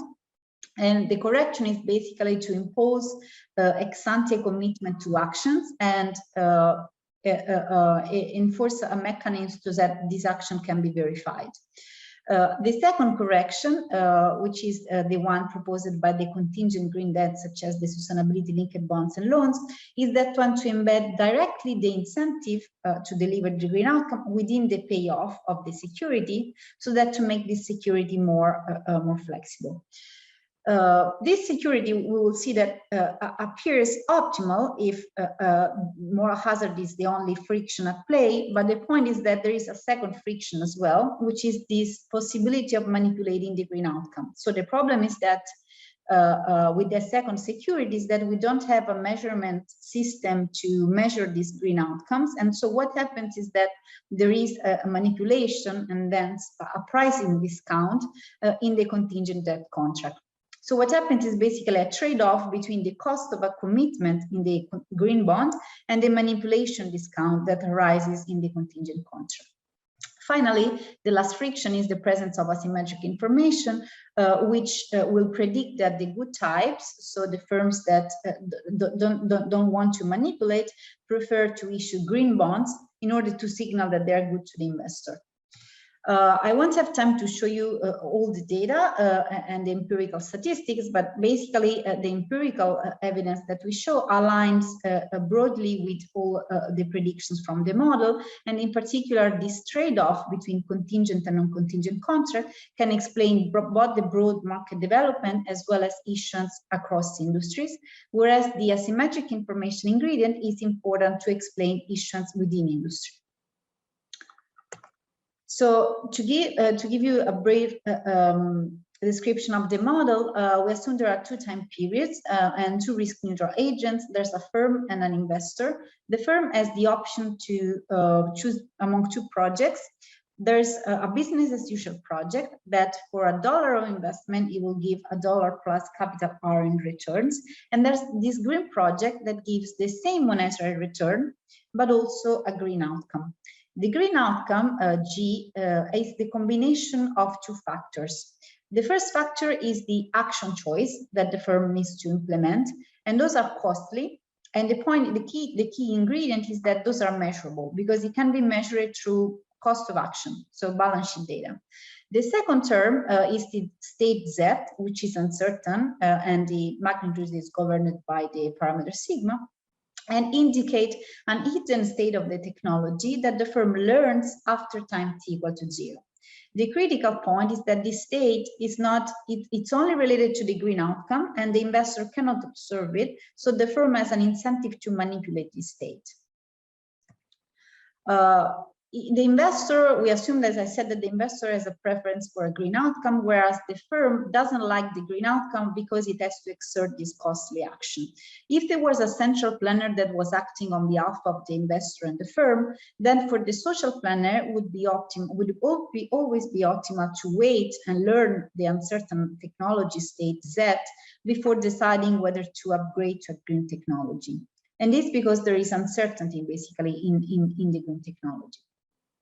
Relatedly, if the social planner decides to implement the technology, then we know that necessarily the investment is delivering a green benefit, that the green outcome is always positive.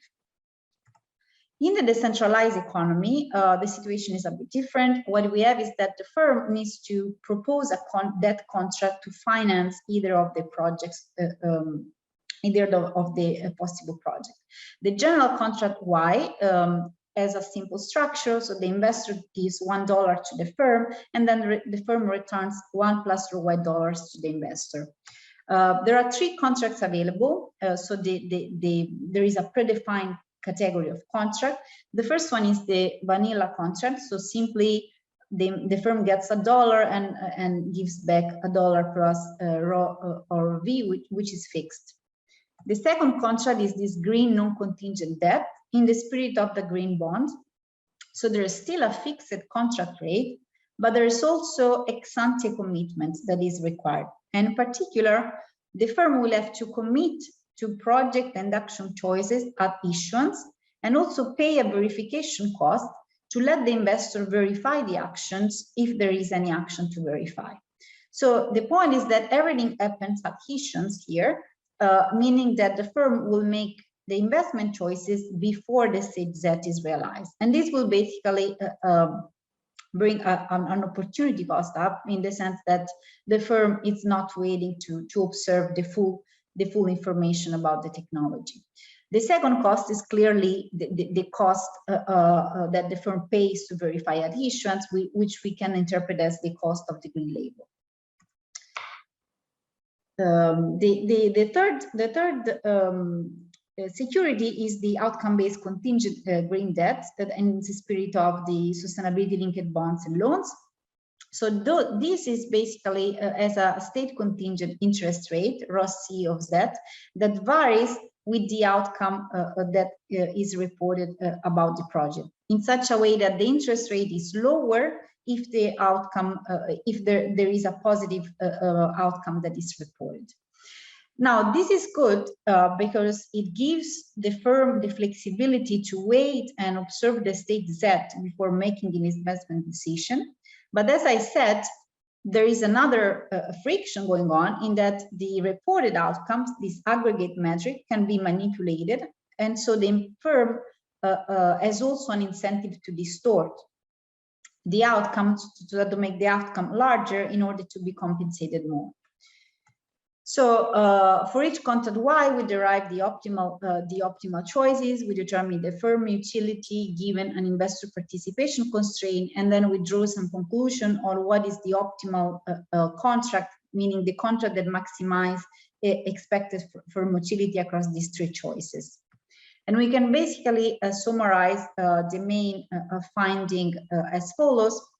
So you have, imagine that the cost of distortion varies with time, in the sense that we expect to have a better measurement system for measuring these green outcomes in the future. And so when the distortion cost is higher, meaning we don't have the ability to manipulate this contract, we expect the contingent debt, so the sustainability-linked bonds and loans, to outsmart the green bonds. Vice versa, when we had a very bad measurement system for measuring these outcomes, meaning at the beginning of the market, what we saw was basically only the green bonds being able to add some value with respect to the vanilla bonds by correcting in an efficient way the moral hazard problem.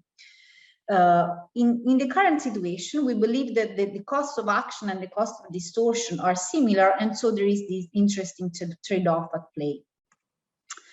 I'm not sure how many minutes I have, but I want just to go. I will go very quickly into the asymmetric information part. So we basically fix the distortion cost and the reaction cost as similar, in that there is this interesting trade-off between commitment and distortion. And what we do, introduce a new state variable, which is this firm type, that moves the action cost and distortion cost in a opposite way, in a way that the lower type is the type that acts less but distort more. And we borrow this assumption from our paper related to ours. A second assumption is that the investor is perfectly informed about firm type, and this will give us some prediction of firm preferences across types. But then we relax this assumption, and what we do is we solve for a perfect bias equilibrium, where the firm issuance choices will signal its type to the investor. Now, going directly into the prediction, the final predictions, we basically have these 2 graphs that explain you how the firm issuance choices vary when there is perfect information and when there is asymmetric information.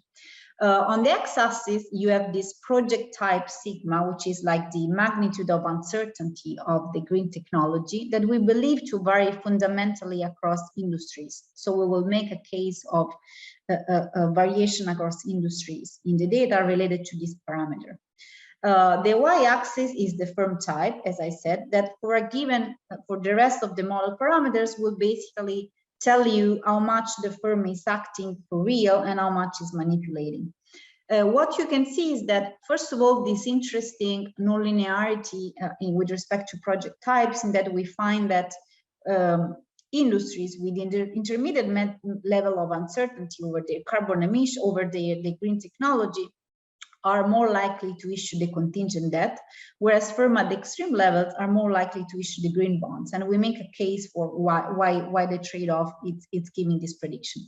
And then the second critical prediction is that the preference across firm type flip when you talk about perfect information and asymmetric information. In particular, with perfect information, you should have that the better types are the one going for the contingent contracts. Whereas with asymmetric information are the bad types going for the contingent contracts. Why? Because the good types use the green bond as a signaling device, because by revealing their action ex ante, they can provide more information to the investor about their true intentions. So what we do then, we use this, we match basically the prediction with some evidence from the data, and so we merge a security level data set that we collect from Bloomberg about these green securities with issuer level data that provide us information on carbon emissions and other financial characteristics. Here, the main assumption that we make is that the green outcome can be well explained by carbon emissions, which are ultimately the most popular metric on which those contingent debt are written. But the results are basically consistent with what our model predicts, and in particular, the issuance across industries vary in a way that is explained by this trade-off between the ex-ante commitment and distortion. And then within industry, we find that according to our measures of bad types, we find that bad types are more likely to issue the contingent contract. And relatedly, consistently, also ex post, this contingent contract yield higher returns, or they have a lower premium, because they need to compensate the investor for yielding basically less green outcome. So in conclusion, we develop a stylized model of green financing, where the first friction is moral hazard, the second friction is the manipulability of the green outcome, and the third one is asymmetric information of the firm type. The model results are consistent with the broad market development. We have seen that over time, when there is no measurement system, we only support green bonds. When there is an imperfect measurement system, this interesting trade-off is at play, and the asymmetric information is necessary to capture variation within industry. Thanks very much. Okay, thank you. And Omot, it's your job now. Okay. So,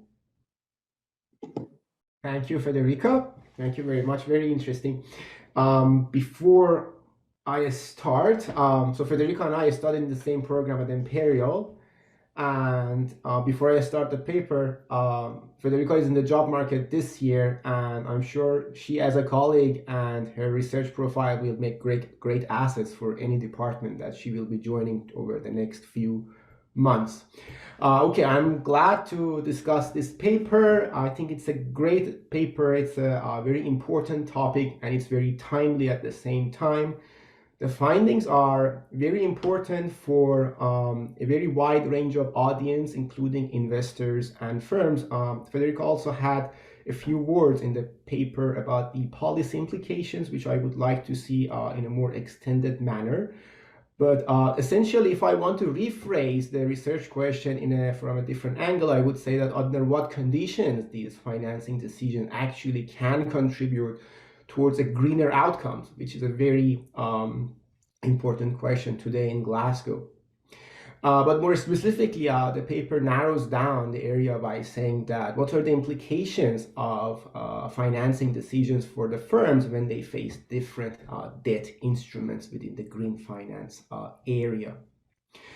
So it's a theoretical paper. It also has a lot of empirical contents, but I guess it's fair to say that it's empirically motivated theory.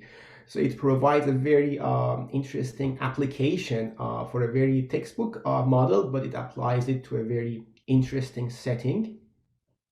Mainly, it is focused on the interaction between investors with green preferences and firms who face three major sources to raise their funds.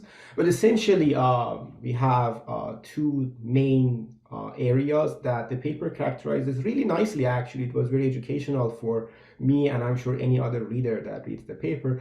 But essentially, the first one that I have put second here is the project-based sources, in which financiers, they require commitment from the firm at the start, but then the outcome is not guaranteed in that sense. But because at the start they need to go through this verification, we have to commit to an additional cost.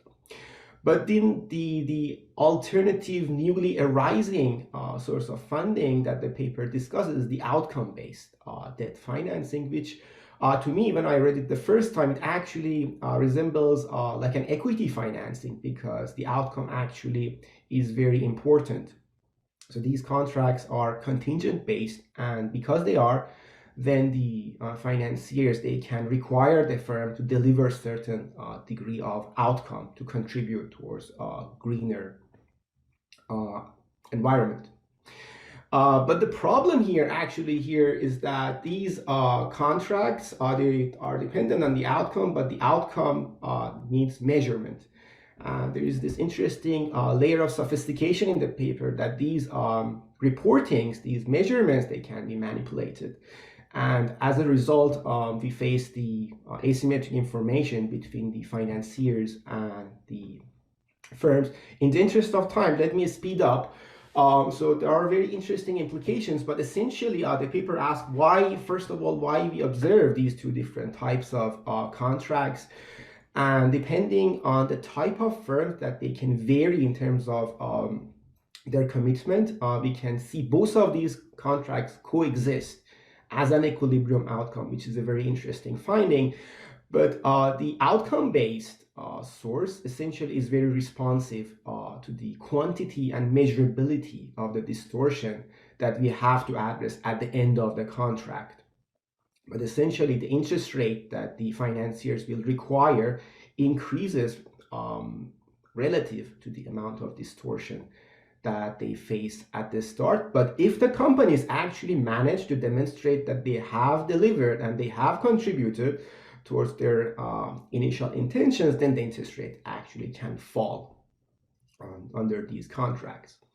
But then it's interesting for me, from a policy perspective, that the paper speaks to a very wide range of studies by saying that if these distortions actually increase, then the project-based contracts, they actually can dominate, and the other outcome-based contracts will diminish in terms of their composition.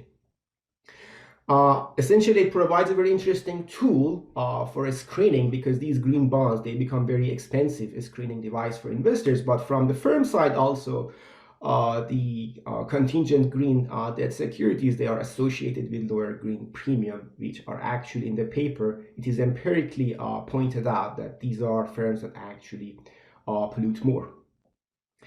Just one quick point before we go to Q&A, I would have liked to see a little bit more on the equity. I haven't gotten to the end of all the appendices. There is a little bit about equity, but the reason that I point out this one is that green finance is a new field, and there are a lot of young companies that they don't have access to debt financing, and as a result, equity is very important. And it's interesting to see how the asymmetric information can factor into the risk of the firms, and then how that what are the implications of that for debt financing and choosing amongst these two sources of funding. I think it's a great paper. It's even a greater application of a textbook model to something that can inform investors, entrepreneurs, and also policymakers today. Okay, thank you very much, Hormos.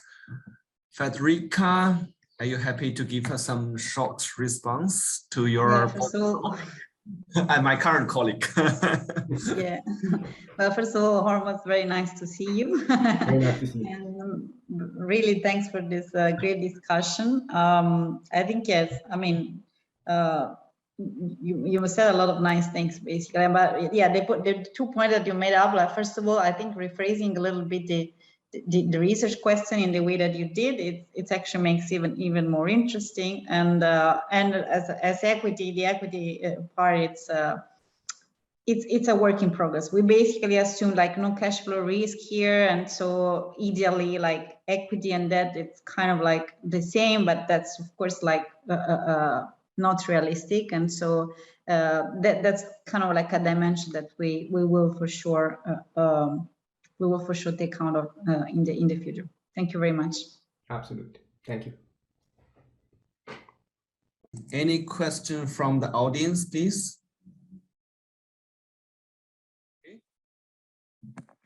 Okay, we are literally behind the schedule. Sorry, before schedule a little bit. Then we can move on to the third parallel session: corporate social responsibility and corporate philanthropy. Okay, we also have 2 papers there. The first paper is a theory of proxy advice when investors have social goals, and the speaker is Chongshu from University of Utah. Okay, thank you. Hi, Chongshu, are you there? Hello. Yeah. Hello, everyone. Can I share my screen now? Yes, please. Can you see the screen? No problem. Definitely no problem. Thank you, everyone, and thank you for inviting me for the conference. So this paper is about the theory about the proxy advice industry, and so to consistent with this conference. So what's the problem with right now? We have that investors have different preferences. For example, some investors, they care about the social investment issues. They care about for example, the carbon reduction, and there are investors who only care about returns. So how does the firm decide which policy and which investors to listen to? And also another problem is that the investors nowadays, they have little incentive to become informed in order to vote in the corporate elections. The reason is obvious. Here it shows that the Vanguard have to vote thousands, tens of thousands of items each year, so it's very busy for them, or it's not their business to decide how to vote on each of the item. And the hope is that there are proxy advice industries, firms. So those are the firms that advise how investors vote in corporate elections, and there are research showing that their recommendations influence their customers' votes. And the problem is that their recommendations, there's little evidence showing that their recommendations can make fund votes more informatively. So those are the facts, that the industry is a duopoly, and there are only 2 firms, ISS and Glass Lewis, and they cover over 90% of the entire market share. And the basis of their recommendations are unclear, in the sense that we don't know how do they come up with the recommendations that academic is still debate about. So there are also evidence that their recommendations are slanted, and in a sense that ISS recommendations are much ESG oriented than most of the investors prefer. So what in this paper we try to do? So we try to come up with a theory to answer the question that what are the economic forces that determine the market equilibrium, that why it's so highly concentrated, and what makes and what determines the proxy advice recommendations. So we have several assumptions and premises in the paper. So we first assume, which we believe is true, that investors have different preferences, and some care about social issues and some care about returns, and they trade off the value and social preferences. And we also assume that the proxy device is its outcome of competition, in the sense that there are potential different proxy dividers that compete for customers, and the proxy dividers, they maximize their own profits. So we develop a neoclassical or a wholesaling model, and with pricing decisions and product differentiation. In the product differentiation is in the sense that they can offer a proxy device with different ideology. So what we find that as the size of the market grows, the industry will concentrate eventually to a duopoly or monopoly. And so this is unsurprising, because this is a consequence of the natural monopoly. And because as the demand grows like utility, then the industry is going to concentrate. And this is one of the unintended consequences of the SEC's 2003 rule that mandating every fund to vote. And interestingly, we show that in the equilibrium, as the industry concentrates, the proxy device may not maximize the shareholder value. And then as a result, the proxy device does not reflect the preferences of the median fund, in the sense that the recommendations will overweight the preferences of the SR funds with intense social goals. So here's the model. There's a policy that needs to be decided. We denote them policy A and B, but besides we decide the policy, there's an uncertain state of nature with a certain distribution, G of S. And the value of the company depends on two things. The first thing is a state of nature, S, and the second thing is the value, the policy that the company choose. And there is a value maximizing policy if we know the state of nature S. So it's a cutoff strategy. So it's optimal to choose policy A if the state of nature is below certain cutoff, which we denote 0. And it's optimal to choose policy B if the state of nature is above the cutoff 0. So what if the company chooses a cutoff that's different from the optimal cutoff 0? So if the cutoff the company chooses is 0, then it's consistent with a value maximization. But as we mentioned, there are some investors who do not only care about the profit. They also care about, for example, social goals. So if the company chooses a cutoff that's different from the profit maximization cutoff, then we denote that the choice, the decision is slanted. So what's the demanders for the proxy device? So the mutual funds are demanders. And there are two types of mutual funds. One is RO, return only funds. They care about profit only. So their cutoff is the same as value maximizing cutoff, which is 0. And for the SRI funds, they care about things that in addition to the profit, so they demand a cutoff that's different from the value maximization cutoff, so which is beta greater than 0. And what's the payoff for the funds? So they apparently most of them do care about profits, so there's a expected value here. And some funds who also care about social values, so they care about whether their votes are correctly cast according to their preferences. So lambda, the lambda here it means how much do they care about their votes is cast correctly. And of course they have to pay for the proxy device service, which is -P. So for the two types of funds, for the RO funds, they do care about profits only. So their preferred cutoff is simply 0, which is consistent with the value maximization cutoff. And because they care about the profit only, they don't care about how their votes are cast. So the intensity of the lambda is 0. And we also use phi RO to denote the size of RO funds. Similarly, for SRI funds, they care about beta. So they have slanted ideology, and they do care a lot about how their votes are cast. So lambda SRI is positive, and the number of funds, number of SRI funds is phi SRI. So now you may be curious, what is the function for whether their votes are cast correctly? So here's the function of that probability. So the key thing here is that if you choose a proxy device with an ideology that's far away from you, then the probability of your votes cast is smaller. So here is what this this equation shows. So what's the suppliers of the proxy devices of the proxy device? So they are the proxy devisory firms. So there are n endogenous number of proxy devisors with cutoff and price. So they can choose their cutoff and price.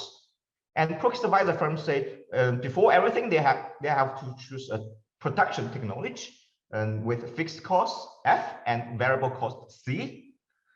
And funds funds can self-inform and self-execute at the cost K. So the proxy advisors have to ensure their participation constraint hold. So crucially, the proxy advisors, they have two choices. The one is they can choose either to be a boutique firms with a smaller technology, or they can choose to be a platform firms with advanced technology. So the difference is that if you choose a platform firm, then you have to incur a larger fixed cost upfront. So F2 is greater than F1. But once you choose that advanced technology, then your marginal cost will be much smaller than the technology of the boutique firm. So that means that the C2 prime, which is the marginal cost of the advanced technology, is smaller than C1 prime. So what's the equilibrium? So this is a timeline. So before everything happened, each potential proxy advisor, they decides whether they want to enter the market or not enter the market. So this is an endogenous entry game. And once they enter, they have to choose whether they want advanced technology or a boutique firm technology. And then after they have chosen whether they want to enter or not, they have to choose the price and their stand or the ideology. And then funds, they have to choose. The demanders, they choose whether they want to self-inform or choose to buy proxy device. If they, there's a typo here, it's a purchase advice. So if they do purchase advice, they have to choose which proxy device they want to purchase from. And then finally, the voting occurs. So essentially, the game is a hoteling model with pricing decisions, product differentiation, and endogenous entry and scale. So here's what we find. So we show that there are three potential equilibrium. So the first equilibrium is a competitive boutique equilibrium. That is, there are perfectly competitive boutique, which is smaller firms, and some given advice to the return-only investors, so Y equals 0, and others given the advice to the SRI funds, which means the Y equals beta. And the second equilibrium is a platform monopoly. In this equilibrium, there's one single advanced platform that gives advice, which is somewhere between between what's preferred by RO firm, preferred only firms, and SRI investors. And we show that as long as the return only investors who do not care how to vote, which is lambda RO equals 0, then the advice that the monopoly gives will be slanted towards the SRI funds. And the third equilibrium is a mix of one RO platform and several SRI voting firms. That is, the advanced platform firms will choose to serve the return-only investors market, and there are several boutique small firms that's going to serve the SRI funds. So here it shows the equilibrium characterization due to the different size of RO fund and due to the different size of the named RO, which is how much do RO funds care to vote. So here it shows that if the number of RO funds is small, that means if the number of funds that care about return only is small, then there are some boutique firms giving advice to the RO fund and some boutique firms giving advice to serve the SRI funds. Because everybody can purchase advice that's preferred by themselves, so the voting is representative. And here is what happened when the demand from RO fund increase. So if the RO funds number is large, and if the RO funds do care about how to vote, then there will be a single platform that giving advice to the RO funds, and there are some Baltic firms giving advice to the SRI funds. And again, because every investors can find a proxy device that they preferred, so the voting is again representative. A more interesting case is that if the number of RO funds is large and the RO funds do not care about how to vote, then there will be only one single platform firm exist in the equilibrium. That is, for example, IISS. Then this firm will give the proxy device that's preferred by the SRI funds, even though the SRI funds are the minority of them. So in this case, the voting is not representative, and the voting will outweigh the preferences of the extreme SRI activists. So here it shows the intuition why the monopolists proxy device will cater to SRI activists, even though they are a small part of the market. So here it shows, so the x-axis denotes the policy and the y-axis denotes the price. So the downward sloping line means the willingness to pay from the RO funds. So as I move away from the preference of RO funds, the willingness to pay will decrease. So the proxy devisers have to choose a policy that's below this line. And here's the willingness to pay from SRI funds. As I move towards zero, then the SRI funds is away from SRI funds, most preferred choice. Then they are willing to pay will decrease. Apparently, proxy device wants to maximize their price. So what they are going to choose? So they're going to choose the intersection. So here it shows what's happened if the RO funds do not care how to vote. So lambda RO is 0. Then as a result, the proxy devisers, the monopolist proxy device advisor will choose a policy that's preferred by the SRI funds, even though they are a smaller part of the market. So here it shows that the monopolist is willing to cater to the activist SRI fund, even though they make up a minority of the investors. So here is summarize our findings. So we showed that the proxy device market will converge to a monopoly as the demand grows.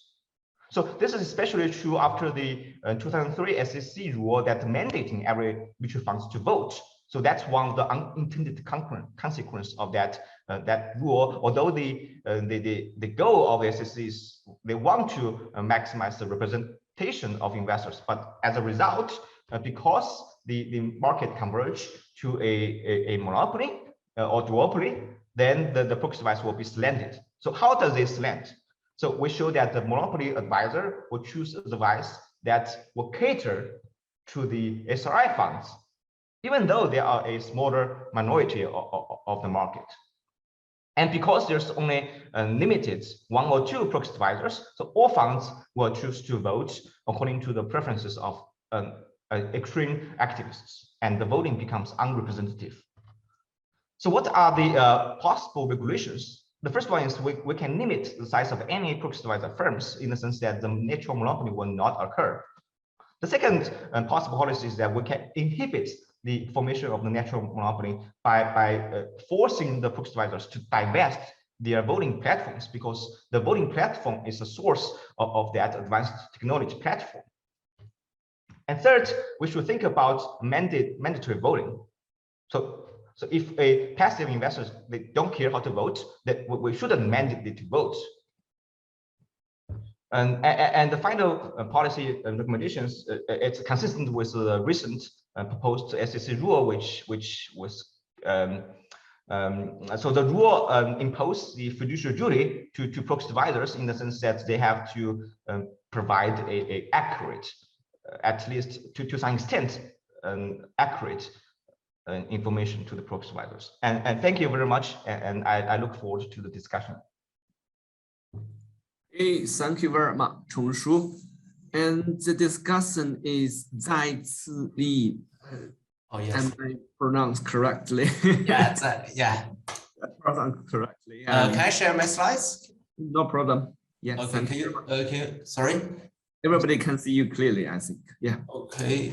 Can you see my screen sharing of the? Okay. Yes, I think so. It's very happy to get invited to discuss this paper, and this paper is about a proxy advisory firms, which attracts a lot of attention at the time, and also it messes with the climate finance. So the research question of this paper is with heterogeneous, I'm going to rephrase it, with heterogeneous investors, can proxy advisory firms pro unbiased voting recommendation for everyone? So the authors provide a game theoretical framework focusing on the equilibrium interaction between the industry organization of the proxy advice market and the slant of the advice it provided. And another key contribution of the paper is they provide novel principle for normative analysis. Instead of using the Pareto optimality, they are using the individual representation and collective representation. Let's look at the modeling assumptions. This is a really quick review of the modeling assumptions. So there are the issuers with M shares, and there are two available operating policies, A and B. And you have heterogeneous fund, which you have the socially responsible fund and the return-only fund. They have positive probability of non-congruent choice. Basically, they don't, with positive probability, they don't agree with the operating policies. And the SRI fund, the socially responsible fund, has a strong desire to vote. And proxy advisory firms, the technology is one of the key assumptions. You can choose boutique, which is optimal for small scale, and platform, which is optimal for large scale operation. Also, the competition is hoteling competition with simultaneous entry. And so this is like, I don't want to repeat the equilibrium. So these are the three, E1, E2, and E3. And E2 is the region that we have unrepresentation. Those are my thoughts and comments. So first of all, it's a very interesting paper, clear, very interesting research question, clear paper with sharp predictions. And the key assumption to generate this unrepresentative result is, first of all, is the technology structure. Second is the desire to vote for the return-only investor is very low. I'm perfectly fine. I completely agree with the first assumption. However, the second assumption cannot be simply justified by simply observing the robo-votings. The robo-votings are like funds mechanically follow the advice provided by the advisory firms. This can be a matter of trust, can also be a matter of agency problem between the fund managers and the investors.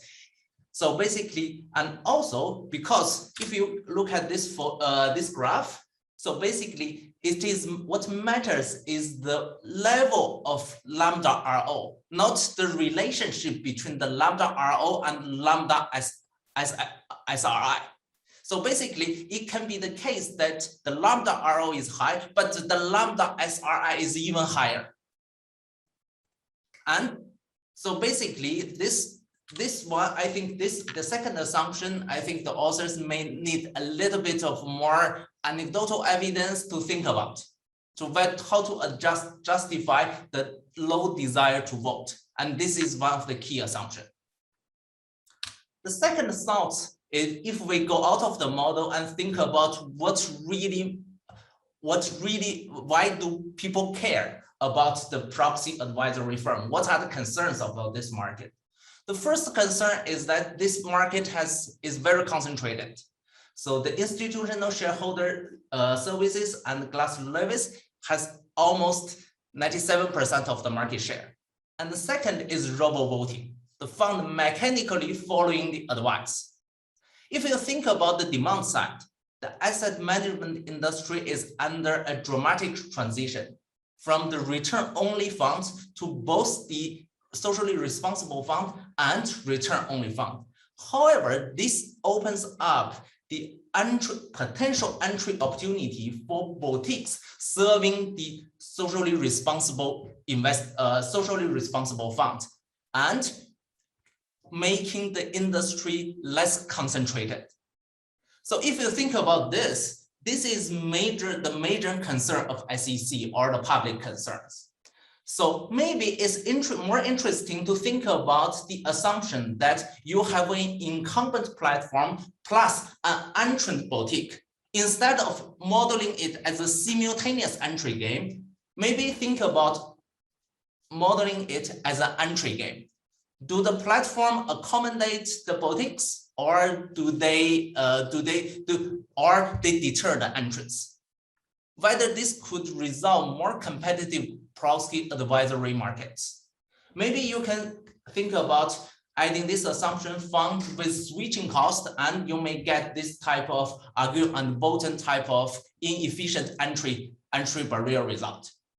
And also you can talk about the inefficiency market structure, but I haven't think about too much about that. But this is one direction maybe we can think about. And the third one is a little bit more general. So I think all of us should think about the principle for normative analysis. I want to borrow something from the optimal taxation literature. In the optimal taxation literature, there are two kinds of literatures. The first one is when there is a market failure. The optimal taxation should designed to address the market failures. The market failure can be OLG structure, it can be pollution or something else. And another strand of literature, which is really small, actually I only have one paper in my mind, is the Lardin and Plantin 2017 paper. This starts from a trivially Pareto efficient allocation, and the optimal taxation is trying to implement an equality averse social view. If you think about in the reality, when these two goals cannot be achieved at the same time, so the government will need to balance. On the one hand is economic growth, we can think about it as Pareto optimal. On the other hand is think about inequality. And the government choose policy depending on which political position they are in, whether it's center left, center right, or something else. And we can do something for the proxy advisory industry as well. So for market power in microeconomic 101, we know that there is antitrust concern of market power. Market power lead to deadweight losses. There is room for Pareto improvement. Also, this paper proposed another mechanism, another principle that representative concern is also a concern of the market power, especially in the proxy advisory industry. Maybe in the future we can think about this designing a theoretical framework trying to balance both of them. So this is my discussion, and okay, that's it. Okay, very clear, very clean paper. I like it a lot. Okay. Thank you, Zai. And I think it's time for Zhongshu to give us a brief response to Zai's very beautiful comments. Thank you. Yeah, thank you, Zai, for the very insightful comments. And your thought about the text is very interesting. But I think realistically, given the current US political environment, it's just impossible to raise tax insensitive particularly to a single industry. And so I want to comment on your other thoughts about the relative size of NAMD and relative size of the FI or the market size. So all of our results depend on the relative size. So for example, the FI RO plus FI SRI equal to 1. So if SRI funds grow larger, then the FI RO is smaller. So it's relative size, and that's gonna determine who the SRI fund is going to cater. So we have a relative size and we have a total size. So that's totally flexible. So our result is that if the size of RO fund is not large, as you just mentioned, if the SRI grows larger and larger, then that's going to be representative. So that's going to be good. So if SRI funds grows more, then it's going to break up the monopoly, and there will be smaller firms serving the SRI funds. So that's going to be good, and the voting is going to become representative. And that's my response. And thank you very much for the insightful comments. Okay. Should I stop sharing? Okay. Yes, that's all right. Yeah, I'm not a theory person, but I was persuaded by your models. Yes. And any question from audience? Do you have some questions? Still have some time? Okay, we wait the audience for 1 or 2 minutes. Okay.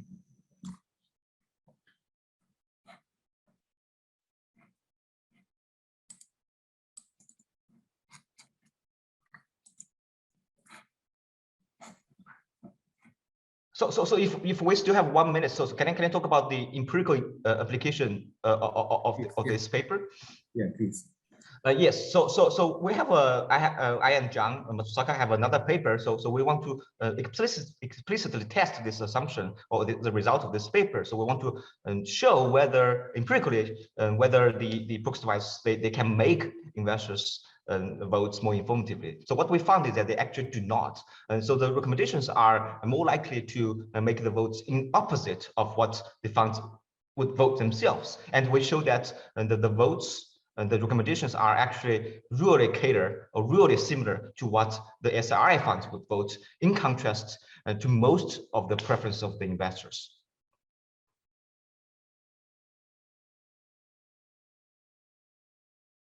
Yeah. Thank you, Chongshu, for sharing the empirical result. It's very important for the paper as well.